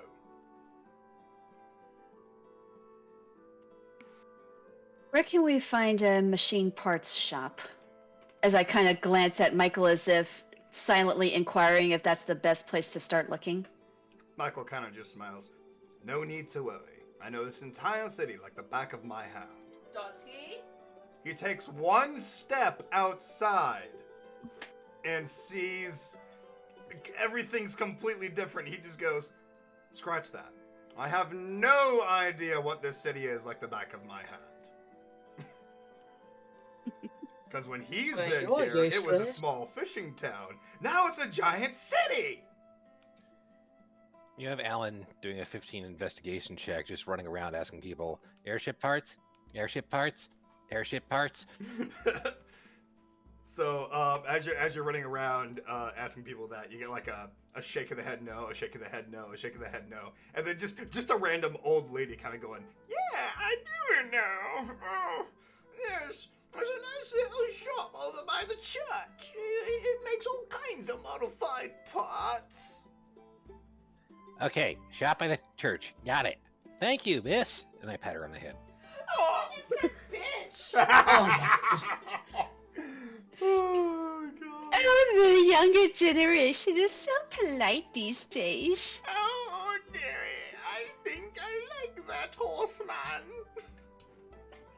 I run back to the party. I look at them and I'm like, think about our shop.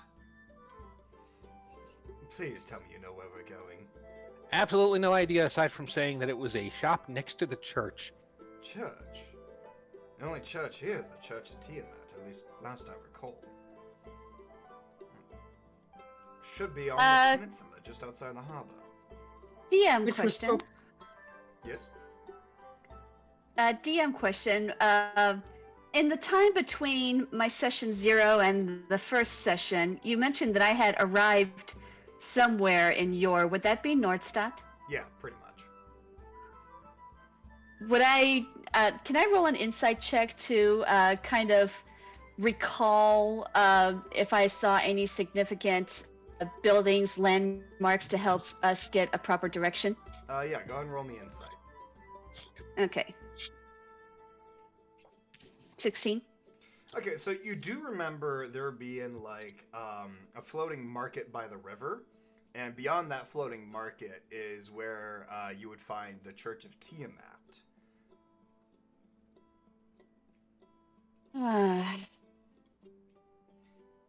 Must be the Church of Tiamat that Alan's talking about. I don't like going there. But we're going to the machine parts shop, so no reason to actually go see the church. But at least the church can serve as a landmark. Let's go. Alright, so as you guys are bustling through the Wait, city... hold on, DM. I realized I was muted this entire time. Oh, you've been muted this whole time? Yeah. We are so sorry, Brass. That's on me. I was eating orange and I didn't want to go in the mic every like 2 minutes. How long were you talking and us not realizing that you were talking? I don't know actually, but anyway. I have a Faith question for pats Bayor. you on the head, Brass. Yes. The gangplank. How sturdy and wide is it? Oh, it's wide enough for a GIF, a Minotaur, a giant lizard man. It's got a bugbear. It's extremely sturdy. I think Crosshair has forgotten that the ship is made out of super strong materials and whatnot. So it falling apart is very, very unlikely. But Dragon we're going with blood, it. Dragon blood. Dragon blood wood. No, I know. It's made out of that.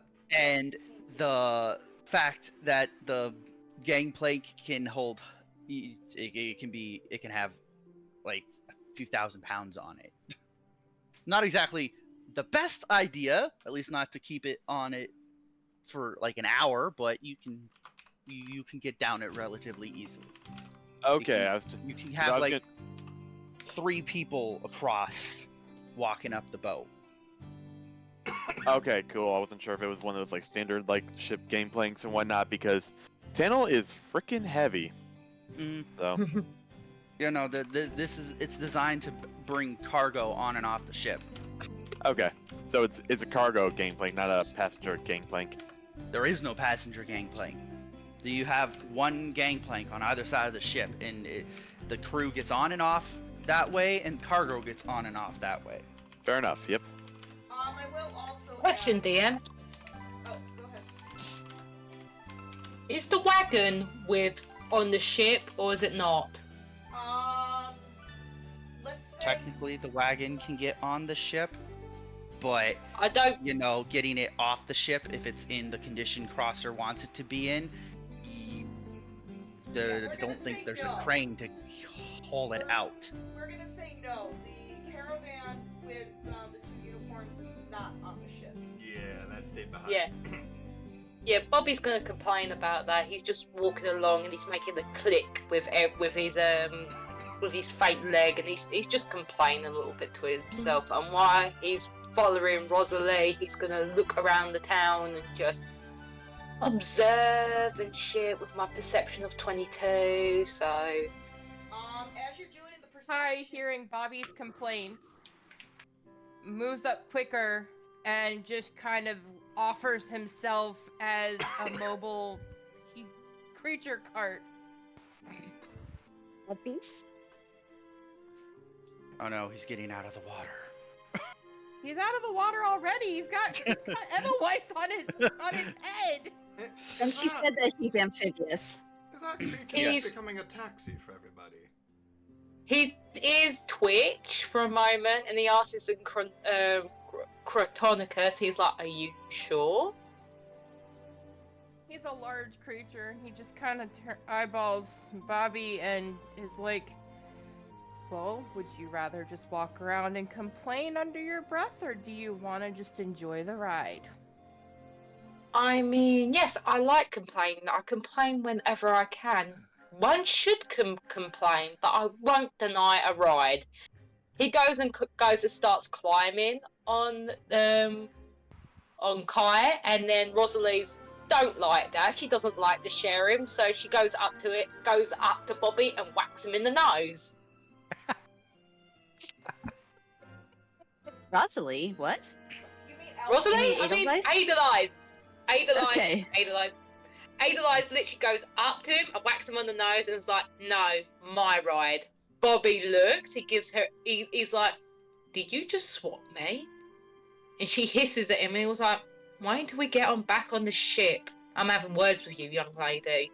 But he takes the hint and he continues walking. And the whole time while this is going on, you just feel Kai's grumbling laugh.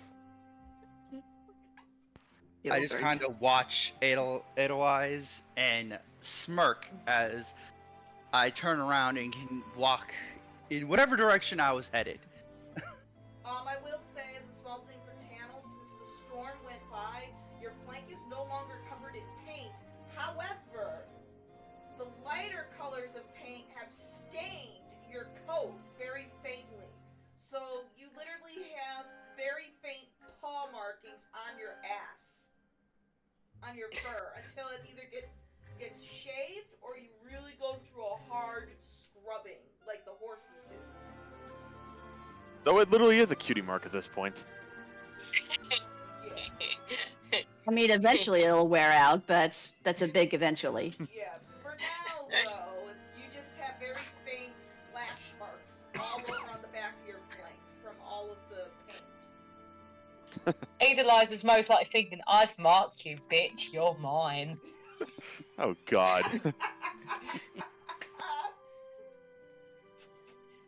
So we're heading for the Okay. marketplace that's next to Tiamat's church. But yeah, what's the town like for perception I could get for 22? Do you want me to just describe the town, or do you want to? I'm about to show it in just a second. Okay. Yay! Show. I mean, we see the map. Well, yeah, you guys see the map, but I'm going to show the audience what it kind of looks like here in just a second. Ah. Speaking You of. still have to describe it, babe. Oh, yeah, I know I have to describe it. So you guys are reaching over to a bridge, and you guys are just seeing, smaller boats kind of flowing through the canal. Water's a little high up, so people are taking advantage of it, and they're, selling goods as smaller boats are passing by. And they've got, this whole, food. They've got, books, and some even have, smaller weapons and armor. So this part of the town is actually very bustling right now. It's so busy, it's kind of hard to get through the crowd. Everyone stay close. We don't want to get separated in a crowd like this. I hear you. Okay, I'm coming. All right. Except, Kai is now moving to the front of the group to part the crowd with his size. His presence. You guys just hear Kai going,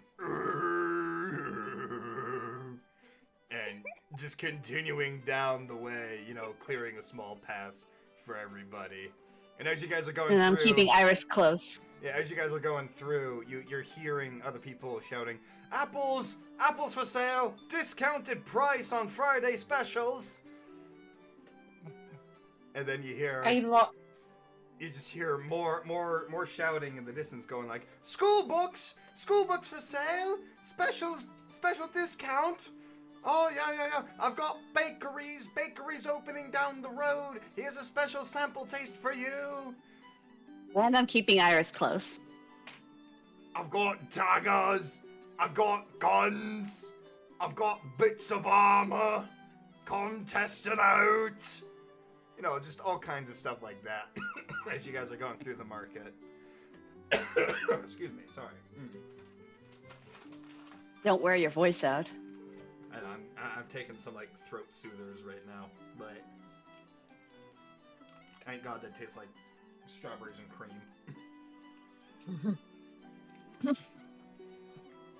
Adelize is gonna think that everyone's moving aside because of her presence, so she's getting a big, massive airhead and she's literally thinking, "Yeah, that's it. Move, peasants, move." As Adelize is looking around, one of the ladies who was talking about the bakery actually stops Kai bravely, you know, not scared at all, and just offers like a couple of cupcakes to Bobby and Adelize. And, you know, a small treat for Kai. Free samples, if Adelize you like. looks. She smells. She swats She swats it away. She's like, "This is not good enough for me." Oh, not good enough for you. Well then, why don't you stop by our bakery just down the road? I'm sure there'll be plenty of things to sample there. Maybe something fit for a royal cat, just like yourself. Insight check. Adelize looks. She's just like, she just does not look impressed. Bobby scurries over and he was like, "Apologies, she's getting a bit of a big head on her. She's acting like a madam, a queen. She needs to be taken down a peg or two. But great apologies. I will try one of your cupcakes." Oh, by all means. And then she hands the cupcake to Bobby. What does this cupcake look like? Think about like a brown bread with like bright pink frosting on it, and like you know those like edible picture things? Yeah. Yeah, think about one of those that has like a bright blue flower on it. Oh dear. Bobby looks. He feels like this is too pretty to eat. He's gonna have a little tiny nibble at the frosting. What does my 18 insight check get me? What are you trying to insight again? I'm sorry. To see if she has like ulterior motives apart from just promoting her goods. All she is doing is promoting her goods. Okay. And as you look around, all anybody is doing is promoting their goods. So Kai's gonna take a sniff at the cupcake or the treat that the baker is offering and then politely decline after he sniffs it. Okay, fair enough.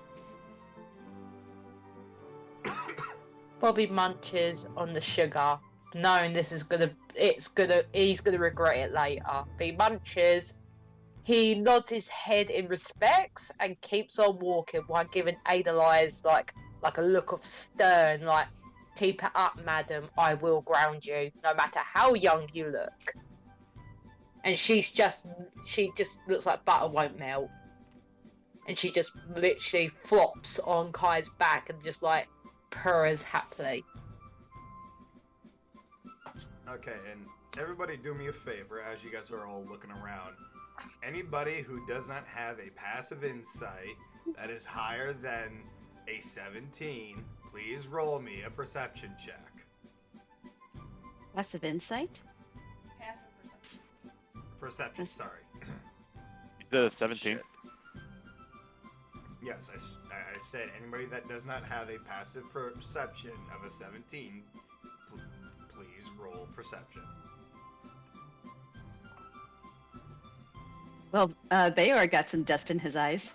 I mean, Bayor is perceptive as a potato at this point. Bayor, Potato would you might like be to more use a perceptive. challenge coin? Would you like to challenge No. that? No? Okay. I'm not even paying that much attention. I'm walked off from everybody. Bayor, you are currently distracted by the entire line of shiny armors, axes, and all kinds of other weapons. Possibly, I'd more be looking for specific special stones, but yeah, I'm not even paying attention. Special No, stones, no. you say? I got a better idea. Bayor is suddenly distracted by the smell of freshly brewing alcohol. Oh shit, I forgot that was in there. Nonsense. He's distracted by the sound of hose. Tara's just gonna yell at him, "You're not bringing any more bitches back onto our ship!" Question, can I bring any bitches onto the ship? It's No! not a Wait, no bitches? No! I know, We right? got some on the ship. As Yeah, but they're all Bayors. How is that fair? We need Like- Kaylee to Bayor draw ship! Tannel. The We need other Kaylee girls to are. draw Tannel as doing the no bitches face. Wait, what? I'm like, I'm like, hold up. These are my bitches. As I turn to my girls, I'm all like, the others, as I describe the female tieflings on the ship, those are ship entertainment. I Oh, hate to I have an break idea. it to you, Bayor, but your hoes have stayed behind at the ship because you said they were in charge. Oh No, god, that means I He that the said said- bitches one might of get them was in bitches. charge. I said my first mate was in charge, Oh. not my girls. My man. You are not paying attention. What were you I saying? mean, you got there, so Ellen? many characters. Good lord, yeah, there's like a Bible list of I made a characters. list of characters, and he has them. Damn it. At this point, we're gonna have to make a wiki. Yes. Do you have a website?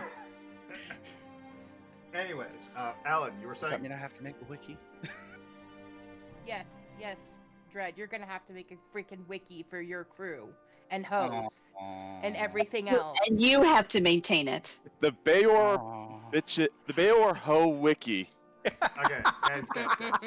Alan, sorry, you were interrupted a couple of times. What were you saying? I'm just saying that if we can't have bitches, and Bayor can't have any more bitches, then what about the bitches that are currently on the ship? Can they have their own bitches and just make an entourage No. of bitches? No! Lord. We don't need harems upon harems. I sent the photos. So we This got is not an bitches and isekai grand bitches. Anime. I sent the photos This is to like a you. freaking bitch family tree at this point.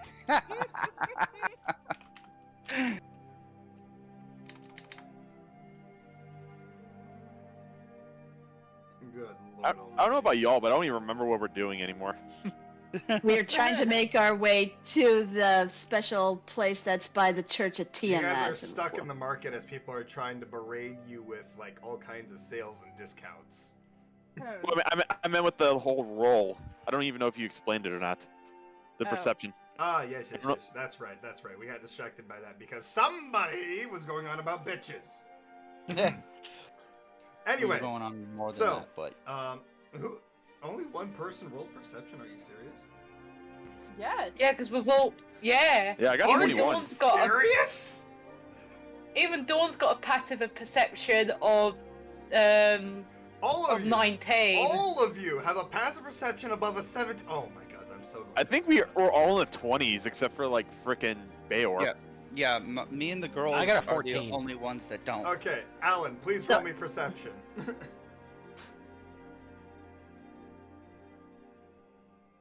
Motherfucker. We are definitely stuck here. Oh my god. All right, We're so not doing Alan. good. Unless you want to challenge that. Yeah, Oh, you my can- shoe's untied. Yeah, Alan is distracted by the fact that his shoes in tight. All right, everybody else. Good God, help me. Everybody else, you guys do notice a trio of ratkins kind of jumping across the rooftops.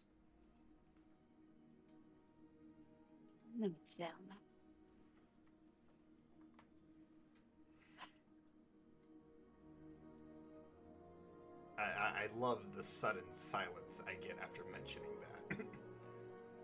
that. Yeah, Bobby just looks. He thinks about it. He looks at Rosalie. He said, "Does that look suspicious enough to follow?" Does it look suspicious enough to follow, Crosser? Well, you do kind of see one of them holding a bag that is like dripping some kind of like red liquid, so maybe. Ah. Bobby's gonna run. He's good. He's gonna go try catch him. Good lord, the cat versus the rats. Tara does not Plus, he understand don't the like- significance. Plus, he doesn't like rats. He still has a big grudge against rats. So yeah. So do I have to throw anything? I mean, you're chasing after them, right? Yes. Okay, so you've jumped off of Kai. You're running after them. You're gonna want to roll me. I wasn't on Kai to begin with. Fair Yeah, point. he chose to walk. Forbid me. Fair point. Forbid Okay. me. So you're running through the crowds at this point. You're gonna want to roll me acrobatics. Disadvantage. Disadvantage, yes. Because of Yeah. the leg. It's bad. Yep, it's bad. It's so bad that you're getting caught up in the onslaught of people yelling out sales and discounts while trying to hand you like all kinds of different items. Oh, Bobby, he sighs.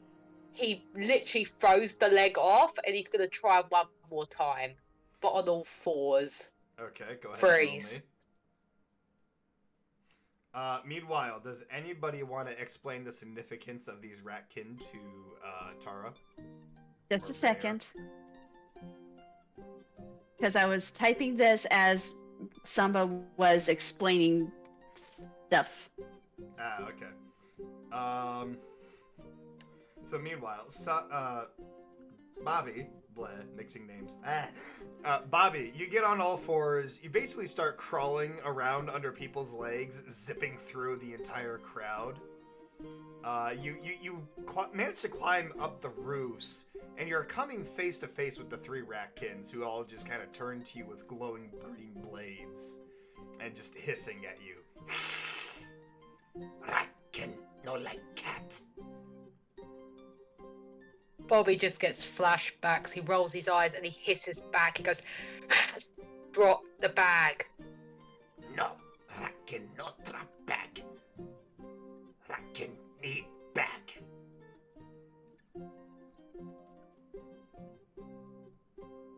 Bobby could believe if they wanted to eat whatever in the bag, but he wants to give him a hard time. He was like, "You're not taking the bag." Then take it from us. And they all get in position, ready to fight.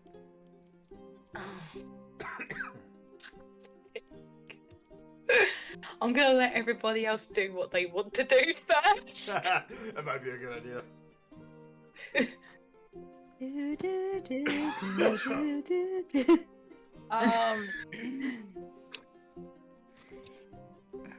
Yeah, we thwarted that assassination attempt, and they were planning on doing very similar things on all of the continents. Might be worth looking into. I just don't want to leave Michael alone. I'm right here. I know I'm worried about you. I'm worried that Harandir might still target you. I'm sorry, who? He doesn't remember everything. I know he doesn't remember everything, and he never even met Harandir.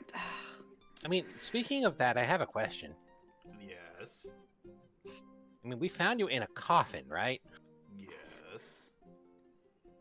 I mean, any clue whatsoever of how you got in there? God damn it, y'all are gonna make me roll insight. Do it. Okay, let me grab my dice.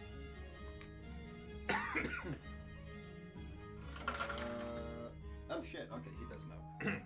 Alright, so he looks to Alan and kind of just sighs. I'm surprised you don't know these kinds of magics. Anyways, I'm a monk. so my thought process on that whole debacle would be that the original Michael, I'll say, had prepared a clone spell. And, well, one thing led to another. The spell inherently failed, And, well, now you have the product of me. So we got two Michaels. No, I'm not. How do I put this in words? I'm not your he's not complete. Michael. He's not complete. Oh, so he doesn't have the full everything. No, if my information is correct, your Michael, I'll say, was around the age of 47, 48. I am only at the age of 26, if I'm recalling correctly. Oh, so we got the younger version. Precisely, actually. Tara, may I ask what the Arcana check was for? Arcana check was to see if, because she's a warlock and a sorceress, if she would have some insight as to the type of magic that Michael is referring to. Necromancy, essentially. But yes. Okay. Yes, Tara would have that knowledge. Okay. Just double checking. Yeah. She was gonna help Michael explain it. Would you like to still? Because Michael's fumbling Tara- his words. Tara pats Michael hesitantly on the shoulder, and she's like, "Let me try to explain this to him. Hang on. Your Michael is no longer around. This is a copy of Michael at this age that is sentient. Does that make sense?" Yeah, I mean, yeah, it does. So, but there's one thing that just I want to make a point of. Hmm? I never really met the original Michael. I just knew of him. So this is my Michael. I grab him and I give him a noogie.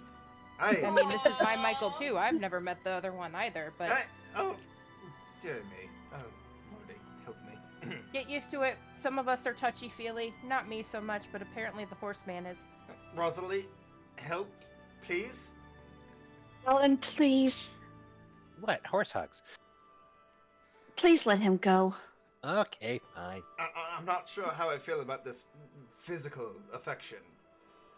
Get used to it. He's just What- like blood red faced and just clearly uncomfortably awkward at the moment. We're getting off track. Where did Bobby go? Up there on the So- roof, surrounded by ratkins. Kai kind of looks up and sees Bobby's getting surrounded, and he kind of wants to roar to see if he can like clear a path so the group can get to Bobby. All right. Would that If be- he's gonna do that, roll intimidation with Kai's sheet. How do I do this? So How does one do this? intimidation is a charisma based. So Is it? Yes. Okay. Yes. Charisma. So if he doesn't already have like an intimidation thing, you would just click on the charisma. Yes. With advantage or disadvantage? Normal. This is normal. Normal. Oh, this is what I can do. Let me roll against. Fuck. Okay. So Kai roars very intimidatingly. The crowd kind of just takes a few small steps back before clearing the entire freaking market. Yay! How He did was the- useful. I rolled a nat How did the one rat just for clairvoyance there. How did the Ratkins respond? That's actually good. Let me roll for the ratkins. Are you shitting me? What? 2 nat 1s in a row. I'm done. Okay. That's 4 nat 1s in the past like 20 minutes. Good God. Yeah. Okay, so basically what happens here is the ratkins hear the roar.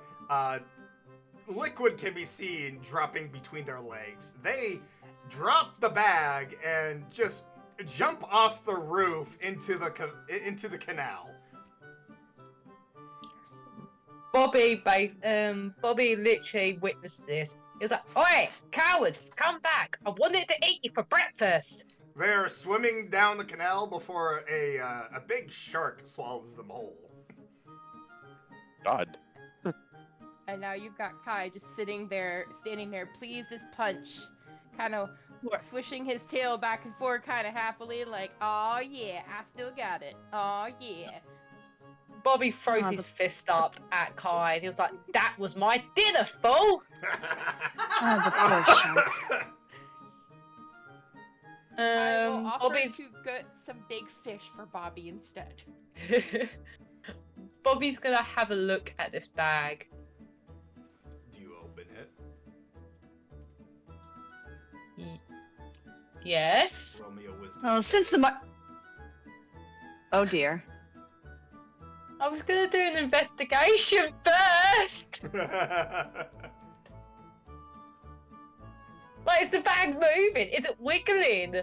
But I suppose, okay, fine, whatever. Wisdom save, yeah? Yep. Okay. Damn it. Wait a minute. Ha! Why are you rolling that at disadvantage? Because he's tired. Because of the acrobatics, and it was. Fair enough, actually. Fair enough. Okay. So you open the bag and you just see what looks to be like, just a bunch of liquid flowing out of the bag, and it's completely dripped through now, and you see this like black pearl with like a white aura surrounding it. Bobby looks. He tilts his head. And he's like, maybe this is that. He said, maybe I shouldn't touch. Oh, was the pearl shiny? It's very shiny. Oh dear. It's Oh, the no. shiniest thing Bobby has ever seen. Oh dear. I'm sorry, guys. I can't go defense that. He's gonna touch it because he's gonna touch everything you see. Roll me Constitution save at disadvantage.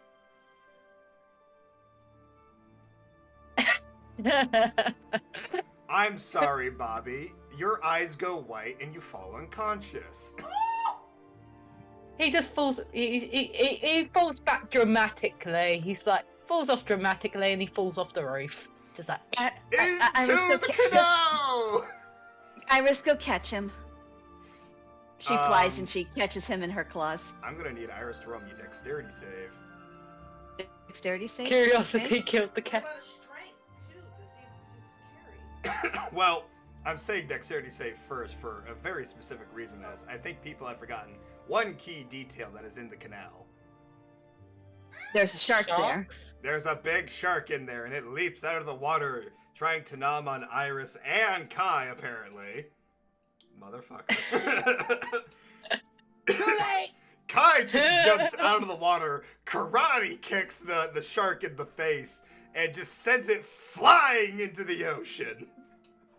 All while Otherwise is riding on his head. Yeah, all while Edelweiss is riding on his head. Meanwhile, Iris swoops in. You could say, Edelweiss jumped the Wouldn't he shark. just swallow the shark? It's funny with the karate. Swallow kick. it whole? I mean, we could say that it was a karate kick. That's fine. He's got 4 legs. It's Plus, okay. the size of the shark I had in mind was literally like megalodon size, so don't mind that. You forgot. Kai is a dragon. I A did fully forget. grown dragon Never- without wings. Never the fuck mine. My bad. So Iris swoops in, manages to catch Bobby, and everybody's alive and safe, except for the fact that Bobby is wide-eyed and unconscious.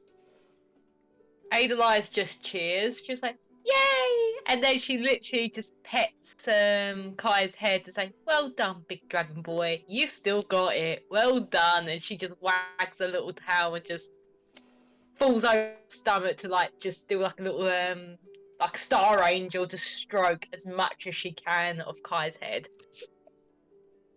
So Iris is, for a moment, she's just gonna have this expression on her face, looking at Kai.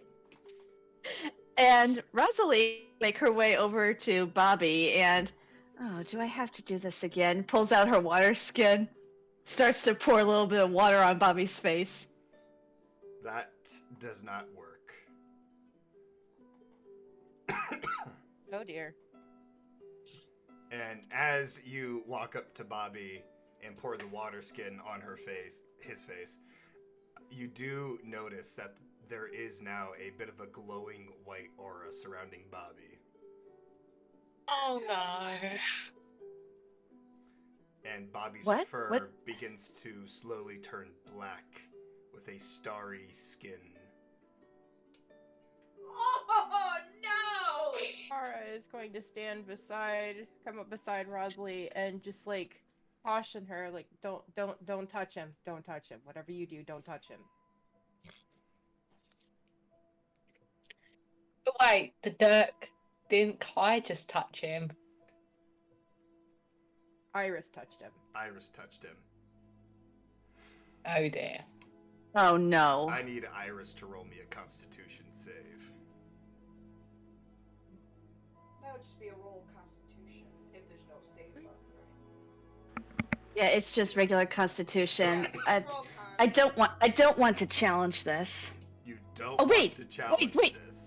Wait. Constitution save. She has a proficient. Let me roll that again because it is a different modifier. I just saw this. Alright, I'll let you roll. It's alright. That's better. Thank goodness.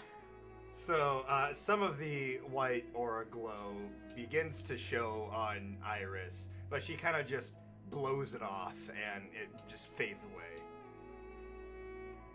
away. Iris, what was that? She kind of just turns to you, tilting her head, confused. Not entirely sure what it was.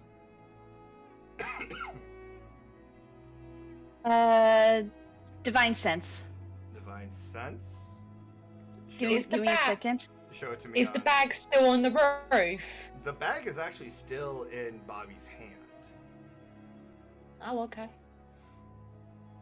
Alright. Divine sense. The presence of strong evil registers on your senses like a noxious odor, and powerful good rings like a heavenly music in your ears.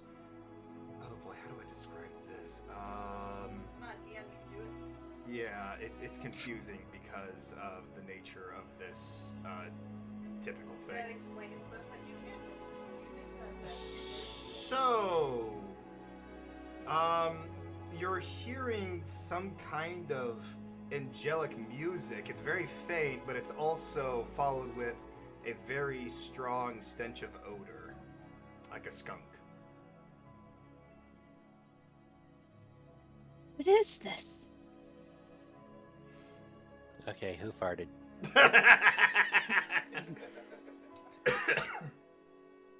Along with all the other claims that he's already got on him, so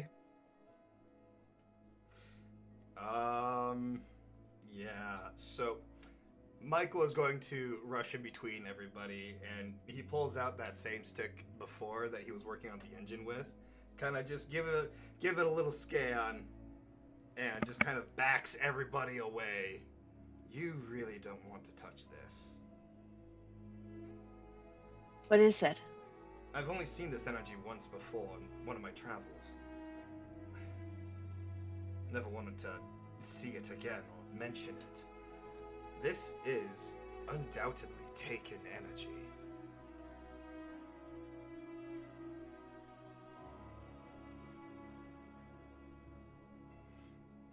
Basically, what that is, it's a mixture of light and dark, and, well, it drags the soul from the body and leaves a mindless, not corpse per se, but more like a puppet of sorts. I look at Bobby. oh, that's so ironic since he's technically a puppet himself anyway. So he's got fucked twice. Oh, boy. Oh, stupid cat. You know of a way to counter it. I'm not sure. Tara, I want you to roll me a religion check. Can I assist in some way? Okay, you probably don't need the assistance. Tara is from another world, correct? Yes.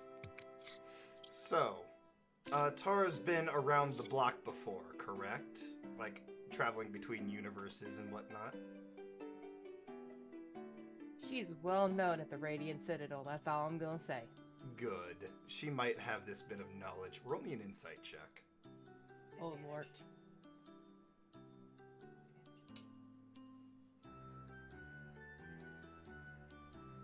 DM? Check your DMs. Good. Effing Lord. Was that with or without advantage? With advantage. Okay.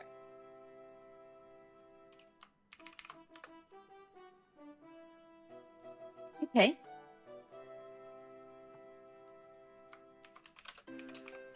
Okay, so, Tara, you actually do kind of recognize the name Taken before. You've heard it somewhere in your travels, and you are aware that the energy is the mixture of light and darkness within the universe. And you do know that there is a bit of a paracausal way to combat it. You've never once tried it before, but you do have a sinking suspicion that you could replicate the process.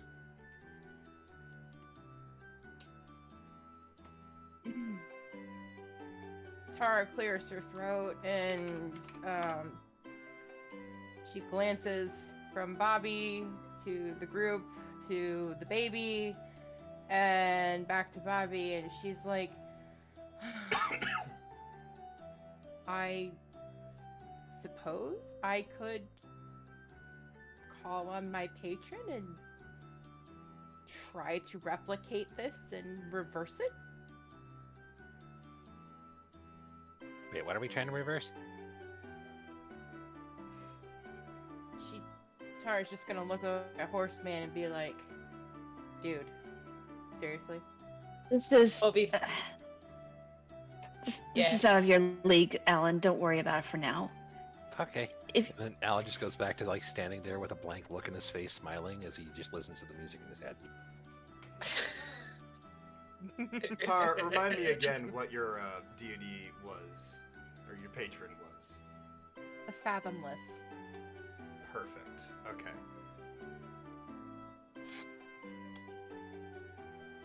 Roll me Arcana. With advantage. Because who doesn't want a giant tentacle eldritch horror as their patron?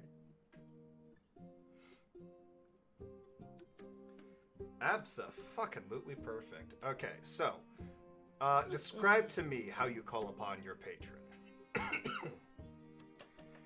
So, Tara. First of all, she's gonna have to summon a tentacle of the deep to grab Bobby.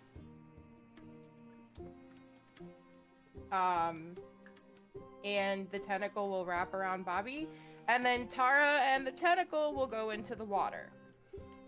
Okay. And she can breathe underwater Oh, that's because good. reasons. Yep. She is a mark of the storm, half elf. Yep. So she goes into the water. The tentacle is holding Bobby, suspending his head above the water. And you just kind of see bubbles and the water swirling around her as Tara starts to commune with the water, summoning her patron. And as she's communicating with it, who, by the way, this patron is kind of grumpy with her. So that's a thing. She starts to explain the situation and asks the patron for assistance in attempting to reverse this bizarre magic and energy that has taken over Bobby's form. Okay. I might kill my throat here in just a second, but it's worth it. So, as you're communing with your deity, you see what looks like a giant squid's eye kind of open in front of you, and you just hear this booming voice in your head. You expect me to help you after what you've done? Hard. Do we all hear this or just Tara? No, just Tara. Just Okay. there, it's all in her head. And she just kind of puts her hands on her hips in the water because she's just a sassy pants, just like her patron. And she's like, "Look, you left me and Kai for dead. It's not our fault that we haven't talked to you in a while." And yet, you still disillusion yourself with grandeur. What? Very well. This once I will assist. But if you want further assistance, thou shall commune more often. You got it. We're probably gonna need your help anyways because I have a feeling we are leaving a planet. Then the bargain is struck. And the eye then closes, and this bright light begins to fill the waters of the deep. And everybody now can see this as bright light shines from the canal. Excuse me. Take a swig before you. I shall take Don't it die. this way. Yeah. Kara is her head's gonna break the surface, and she's gonna just hold a thumb up in the air as this bright shining light fills the tentacle holding Bobby up and starts to work its magic. As the tentacle breaches the water, rising up into the air for everyone to see, a second tentacle rises up and grabs Bobby's other arm, looking like it's tearing Bobby in half, separating Bobby and the taken energy. The form of Bobby still residing within that energy begins to get pulled into the depths, and the other tentacle slowly drops Bobby back down softly on the floor. Can I say something out of character? Go ahead. Ray, mad respects that your patron is Dr. Claw from Inspector Gadget. Fuck yes! Do, Inspector. Their I'm done. gadget. Anyway. No idea what I was going for with that, but I'm glad that's that's a good reference. Anywho. I mean, you did that voice once before you altered it for Bahamut. That's true. Just have the two Anyway. of them talk to one another. Two Dr. Claws. God, no. I would die first. Anyways. Bobby, I want you to roll me a Constitution check. Okay. That's a save. Oh, sorry about that. All good. Do that again. Yep. Bobby, you slowly begin to regain consciousness as your eyes return back to normal. Bobby. Bobby looks up at the sky for a good minute. He takes a deep breath, and he was like, and he just looks around. And he was like, "Where did those rats go?" Oh, I by the way, scared them DM, off. check your DMs. Have you made this? Have you made that thing yet, Crosser? What? Yeah, when I'm finished with doing everything else, I will commission that. DMs, check your DMs.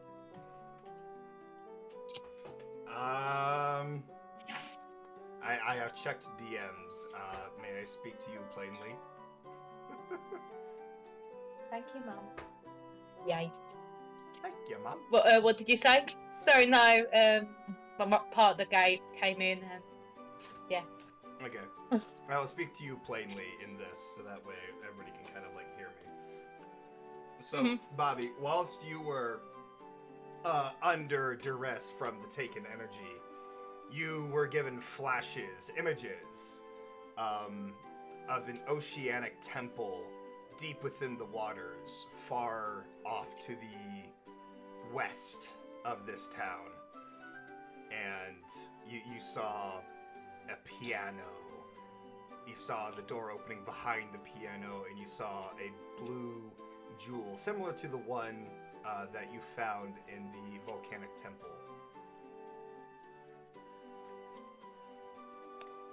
He does he looks up, he looks around, he was like, just to look, he gets a lot of whiplash, and then he remembers, and he was like, where's the rats?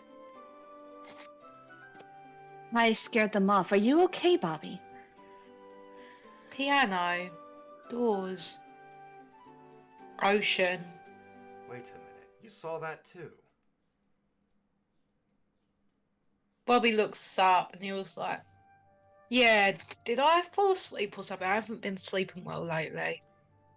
No, you, well, You were unconscious. Did the rats get me? no. Then what happened? And then he noticed that he's still holding on to the bag.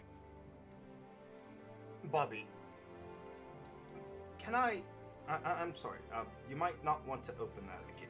Can I just, please?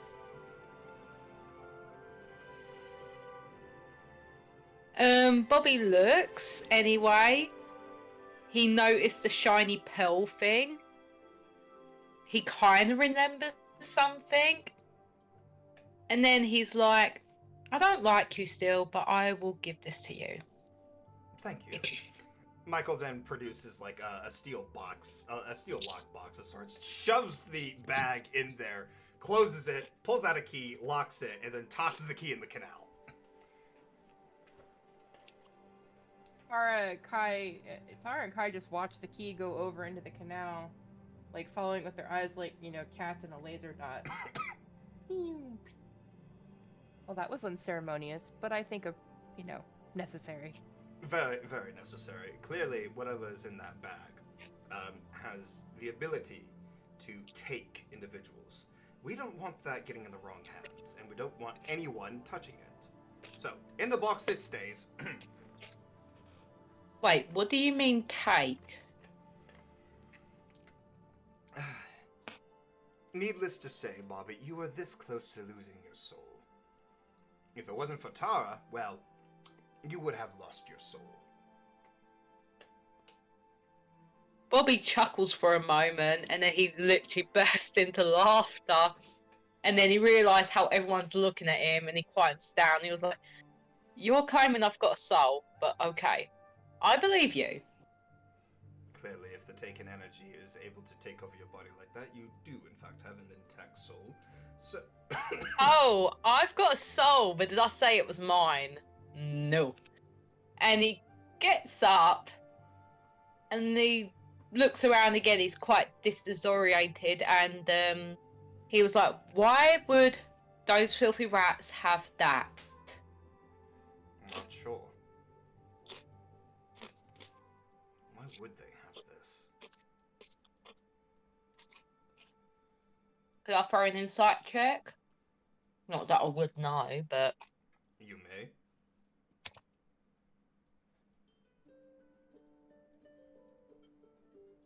Nope. Nope, you would have absolutely no idea. Well, and you mentioned that when you were talking with your cousin that there were rats in the Dwarven Empire and that they turned into something else. That's what you said? Yeah, that was a while back. That was when they were first dealing with whatever these taken things were, and now they have giant robots there. I'm sorry, what? Yeah, my cousin's been fighting these things for like what, the better part of several months? Good lord, how is he still alive? Oh, that's simple. He's 500 years old and he's crazy stupidly strong as an adventurer. Fair enough. Sheer dumb luck. Yeah, that. Or fey magic. I mean, yeah, we are Fae, technically, but we're not like the stupidly restricted, weak follow laws and weak to iron, all kinds of Fae. We're like the unicorn kind of Fae that live in the forest and have that whole freedom penchant. Michael kind of just looks across the entire group. Are we sure we should be going to space at this point? There's a lot happening. I mean, if it's happening in space, then we gotta cut it off at the source, right? Is it happening in space? Dude. Is it happening in space? I was wondering if we should go to the Dwarven Empire, but Michael, you said that if we wanted to lure Harandir away from innocence, that we shouldn't go to the Dwarven Empire. That he could take over the Taken. I got an idea. Yes. Oh no. Why don't we just call my cousin and ask? Call your cousin. Yeah, he's in the Dwarven Empire. He's been fighting this stuff for months, like I said. So why don't we just ask him what the status of everything is? If he has any insight, we can figure it out. Do you have his contact information? I hold up the sending stone. I'm a member of the Merchants Guild. I can do automatic access to call them. Righty then. That would have been useful information ages ago. Okay, let's see what he has to say then. Okay. I dial up the the thing to talk to the Merchants Guild. Here we go with this voice again. Hello! Welcome to the Wizard 101 helpline. How can I help you? You're a little spotty. Hello? Hello! I'm toning down my voice just so you can hear me. How can I help you? Oh yeah, I'm looking to talk to the Trade Winds in the Dwarven Empire. The what now? The Trade Winds shop with Nathan Winds. Aha! Yes! I can get you through right now. Lickety split. Oh, toodles! And then you just hear... You know, more phone ringing, and then you hear a click. Hello, darling. Hello. How can I help you? Hey, is Nathan ready? I want to talk to him. About that, dearie. Kaboom! He's still playing with the fat man. Tell him to put the fat man down and get over here. Virgin, put it down. Get over here. Your cousin wants to talk. Yes, honey. Let me have that, thank you. Now it's my turn to have fun with the fat man. Get over here, you sons of bitches! Okay, so I cover Eldevice's ears. I'm gonna hand the phone to Ray because I'm not gonna roleplay with myself. Oh dear lord. Come on, you can do it. Tara Freddy. takes the sending stone thing and she's like, really? Look, Hello? you try talking to him. I do it all the time. Am I talking to Nathan? This is Nathaniel Frigid Winds at your service. How can I help you? I am calling on behalf of your cousin, other horseman. Oh, Alan. Alan, Okay, cool. Alan Fritzer. Are we on speaker, by the way, DM? Yes, you are on speaker. Okay. Tara's just kind of holding the thing out in front of her. What's it look like over in the Dwarven Kingdom right now? Oh, there's a lot of robots and a lot of Ratman and a lot of all sorts of crazy dark stuff, and I've been fighting it for a while, and I broke like 3 gun blades so far. It's kind of stupid. 7. I heard something about 7? Batman. Oh, the Fat Man's fun. Is that a gun? It's a gun that shoots big bombs. Oh my lord, I want one of these. Where can I get one? It would cost you about 20,000 gold plus an additional shipping. 45,000. 45,000? Honey, when do you keep changing the prices? No, that's inflation prices. Oh, wartime inflation. Got it. You know what? I'll get back to you on that. What did you want to ask him? Other than what's going on in the kingdom? Sounds busy. Yeah, there's a lot of fighting going on over here. I've been fighting like giant robots and stuff. How bad is the situation? GM, how bad is the situation? Bad. Very, very bad. You're basically surrounded by, Taken, and even Taken forces that you don't even recognize as Ratkin. There's also, giant robots roaming the city. Other creatures just peering through the giant portal that has now taken over the Dwarven capital. It's bad. It's really, really bad. So this is how Nathan responds. Okay, so the situation's kind of bad, but I mean, I totally took out like half of them. there's been like some fights where like there was like maybe like 500 to 1. I totally did it. More Right. incoming! Okay. Yeah, you use the box, honey. Which box? We got green, blue, red, The purple periwinkle. one. Oh, the purple one. Got it. Right.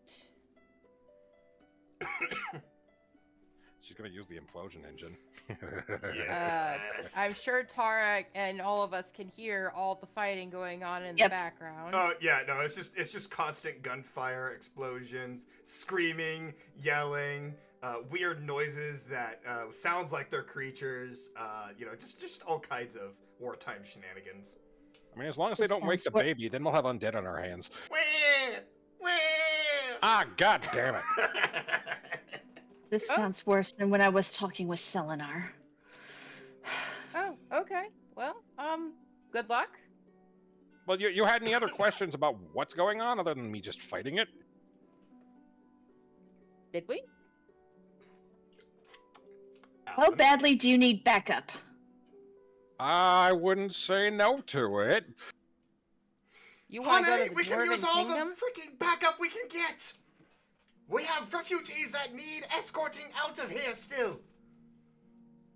Oh. Yeah, we should probably go save the refugees at the very least. Yes, we have a paladin over here. Her name's Baba. She's been taking care of most of the refugees, leading them underground, taking them to a safe house. Very noble thing to do. But Right. yeah, we might want to get them out of town, considering we haven't figured out how to shut the gate yet. No, we have not figured out how to shut this stupid freaking portal. We fired like 16 fat mans into it. Did nothing. I'm pretty sure whatever's on the other side, though, has probably got blown up. I highly doubt it. Since more keeps coming. Didn't say they didn't fix it. Right. Can you tell me the closest port to where you guys are? Oh, good lord. Give me 1 second. I gotta open up the map to the Dwarven Hole.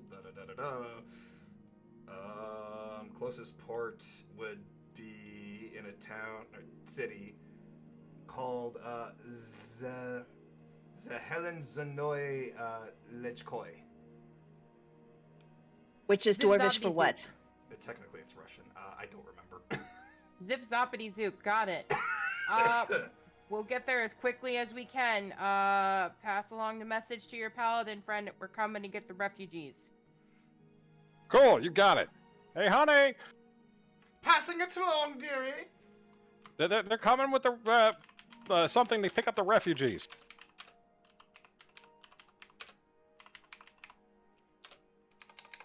Hello? Hello? I'm passing Hello. along the message. Cool. Now, can I interest you in anything else? I totally got some good wares here I can sell you. How about we discuss that in person? Okay.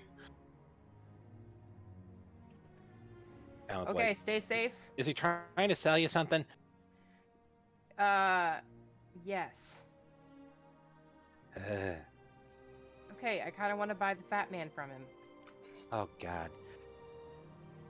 What? I could strap it to Kai's back, it'd be amazing. I'm sorry. You want to do what? What? What? Don't look at me like that. Kai's always looking for new ways to play around. He's an old man, you gotta keep him entertained. God help us all. We are so going to die. Very well. Nah. Okay, we'll be there soon. And Tar just kind of passes the stone back to Alan. Like, here you go. I don't know how to hang this thing up. I'm used to telepathic communications. Gotcha. I click the zone. You just kind of like You hang just- the float up. Tap the stone and put it in your pocket. Wonder what it's like to butt dial a sending stone. Well, if you put it in your butt pocket, you'd probably figure it out. You don't want to know. Just don't do it when you're going to the bathroom, dude. Michael then just turns to you, to the two of you, and just goes, "Yes, that's happened before. Too many times." Ew. Yeah, you don't want to know how many flushing toilets I've had to hear. Anywho's. Right then, so what I'm hearing is get the parts, fix the ship, and get over to the Dwarven Hold lickety-split. Is that correct? It sounds about Yeah. right. Baal, are you okay with this plan?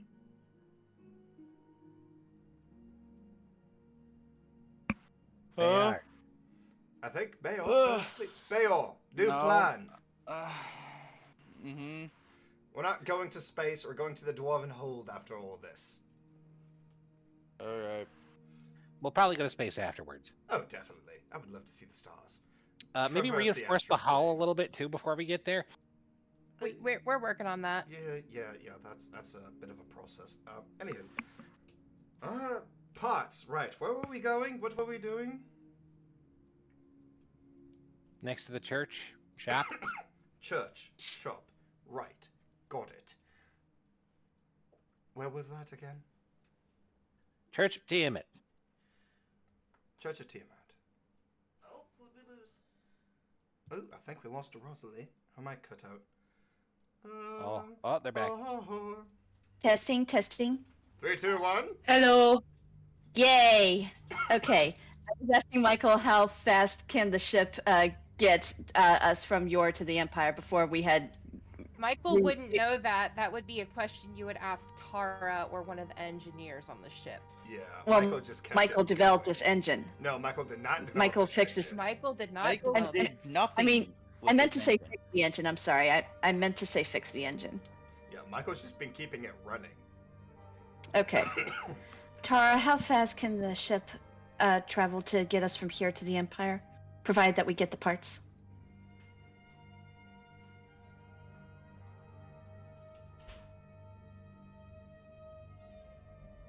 Let's see. Okay, possible. Right. DM. Yes? Tara needs a sea chart. Oh, sea chart. Right. God pulls his hands out of his ass and produces a map in front of Tara, estimating that with the correct parts, it would be about a 2.5 week. No. A 1.5 week traversal over to the Dwarven Hold. What if we just crank it? 3 days. Cool. Right. Let's get those parts. Sorry about that. I had to use that voice at some point. I really should stop using voices. My throat is killing me. Let's get those parts. All right. So you guys are leaving the market. The now abandoned market because of Kai's roar. Yes. Kai's mighty roar. Mm-hmm. Now then, swapping back to this. Hello, my face is back. Okay, so you guys are leaving the market. You're going down the road. As you guys get closer to the church of Tiamat, you begin to hear church bells ringing 12 times, indicating that it is now the middle of the day. And you begin to hear a choir singing in the distance. Olinero, erolineto. And then you just see this like group of like hooded monks walking down the street as people in crowds begin to like move out of the way for the monks and beginning to bow their heads elegantly to the monks. Pay them no heed, Iris. Oh, it must be that time of day. I'm surprised they kept this tradition in lock. This right here, everybody, what we are witnessing, is the daily march of the monks, where they march across the entire town, spreading the energy of Tiamat across all of its citizens. It's actually quite interesting to watch sometimes. You never know when one of them is going to trip on something. Wait, what kind of monks? Monks of Hooded Tiamat. monks. Well, I get that, but are they like fighting monks like me? Are they clerics that call themselves monks? Are they You definitely don't want to piss them off. You do that, and well, last time I saw something happen with that. That person was missing 2 legs, an arm, and one of their eyes. Wait, one of the monks or the guy who fought him? The guy that fought them. And they did that before or after they lost the limbs? Yes. Bosley is just proceeding onward, ignoring the Tiamat monks.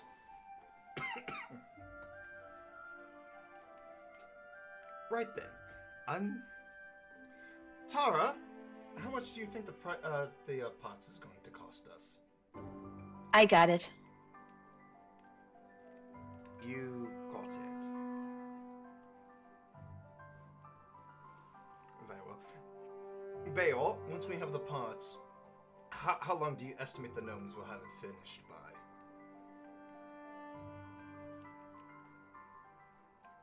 Bayo? A few hours, maybe. A few hours. I don't know. Okay, very well. Right then. Okie dokie. Continuing forward. So as you guys move past to the Church of Tiamat, Alan kind of guides the way to where the old lady said the shop was, and with the perception that everybody has, I'm just going to say, you do find a very obvious shop that has like a couple of gear cogs for a sign, and there's an old man kind of just sitting inside the shop. There's like a window bar seat just outside the shop, peering into the window. So you guys go up to him, and he's just kind of like at an anvil. He's banging on some heated metal. How do you guys greet this elderly gentleman? Good afternoon. Hey. He kind of turns, and you see half of his head is like covered in metal with like some kind of like mechanical eye socket that is like sticking out like a spyglass.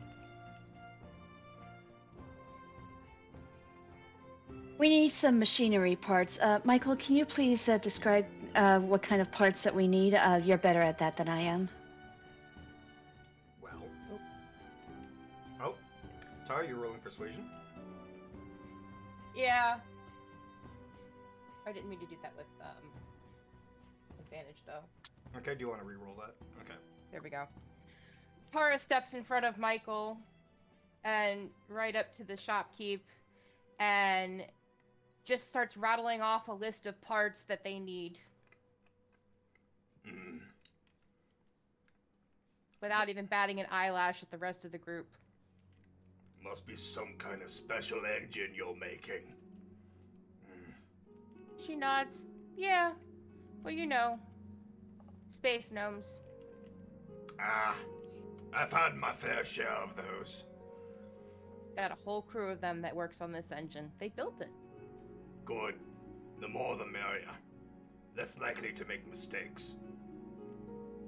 She nods. Some of these parts I'm gonna have to hand make.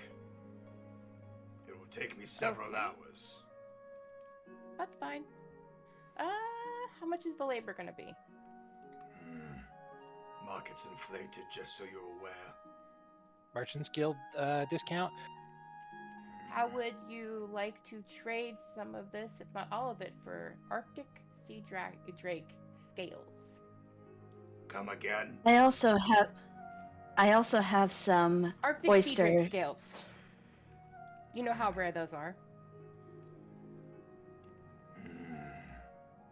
She nods over her shoulder at Kai standing outside the shop with Edelweiss on his back. Elias actually waves. Is that thing carrying a baby? Oh yeah, he's a great babysitter. Trust me. He's my familiar.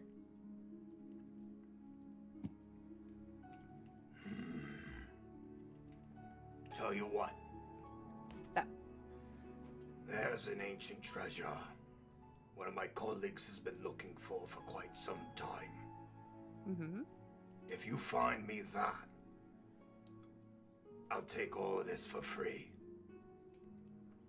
Great. What's it called? Describe it to me. Some seafarers have called it the Jewel of the Sea. Others, the Jewel of Death.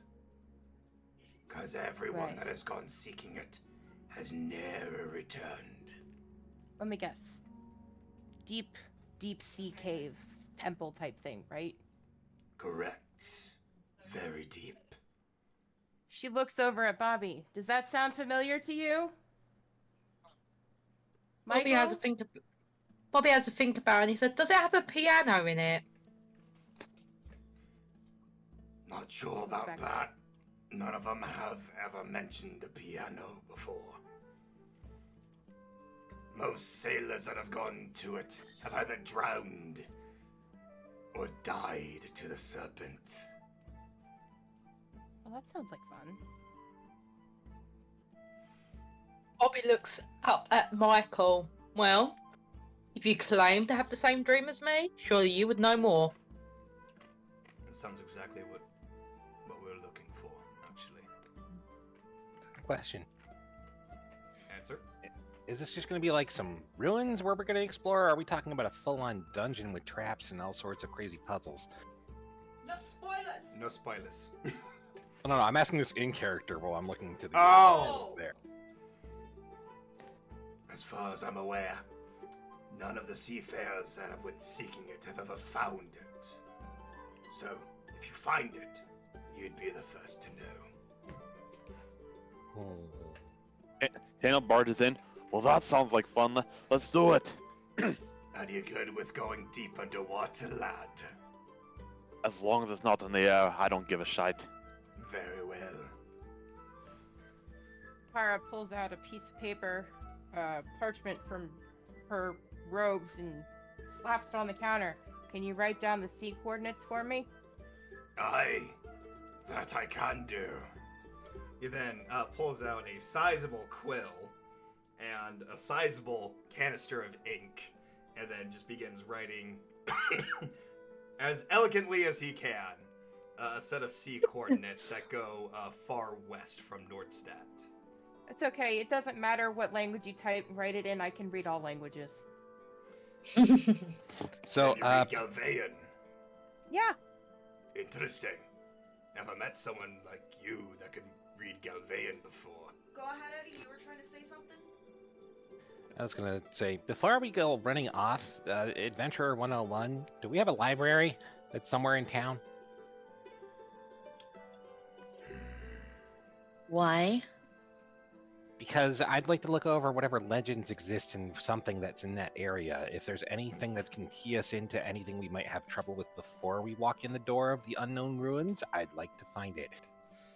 Tell you what, I'll even throw in this journal one of my seafarers wrote down, depicting everything he saw on his way there. What Okay. language is this? Galvaean. Fantastic. Very well. He then pulls out his own parchment and slams it on the table and passes it down to Tara. Sign there, binding the contract. You bring me that jewel, I give you these parts for free. You want this in blood or ink? He then takes out a knife and slashes it across his wrist. By the seafarer's tradition, bound in blood. Tara takes the knife from him and does the same to her wrist. He then reaches out his hand.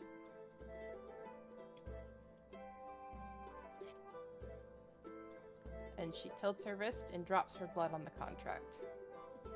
Very well. The bargain is struck. We get a lot of bargains today. Tara looks over her shoulder at Alan, and she's like, I'm a warlock. What do you expect? True. He then goes back into his shop deeper, and he pulls out a small chest and drops it in front of Tara, passing it slowly to her. These are the parts that I have in stock right now. The rest, you'll get when you come back, once they're finished.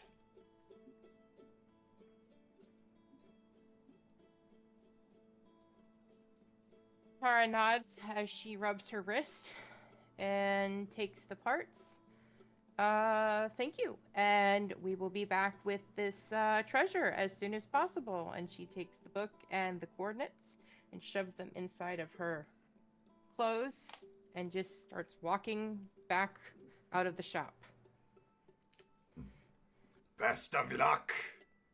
None have returned from this journey. And with that, we're gonna take a small little break. Actually, I think that's a good place to end it. Okay. Man, that's fine unless there's other people. What do you guys think? I'm good. I mean, how long will the One of- next part be, roughly, do you think? Probably as long as the volcano on the orc tribes. Okay. Yeah, I meant like real world time, like. Okay, place to stop it then. Alright, let's just stop it here then. Yeah. Look, So- like 4 or 5 hours, maybe. Well, I got one thing One I want more. to do. You got one thing you want to do? Go for it. Does the local grocer have the equivalent of Fantasy Mountain Dew? No, unfortunately. Okay, I'm done. Well, Fritter, there is a lot of booze, so you should be good. All right. Thank you, everybody who tuned in to today's episode of Dungeons and Dragons. You all have been an amazing and wonderful audience. I hope you guys had fun today. You guys have been, like I said, amazing. You're wonderful. I hope to see you all next time, and you guys have yourselves a wonderful day. C'est la vie. Bye-bye. Thinking back on the memories, all the things that you and me used to do, dancing late to country songs, staying up, yeah.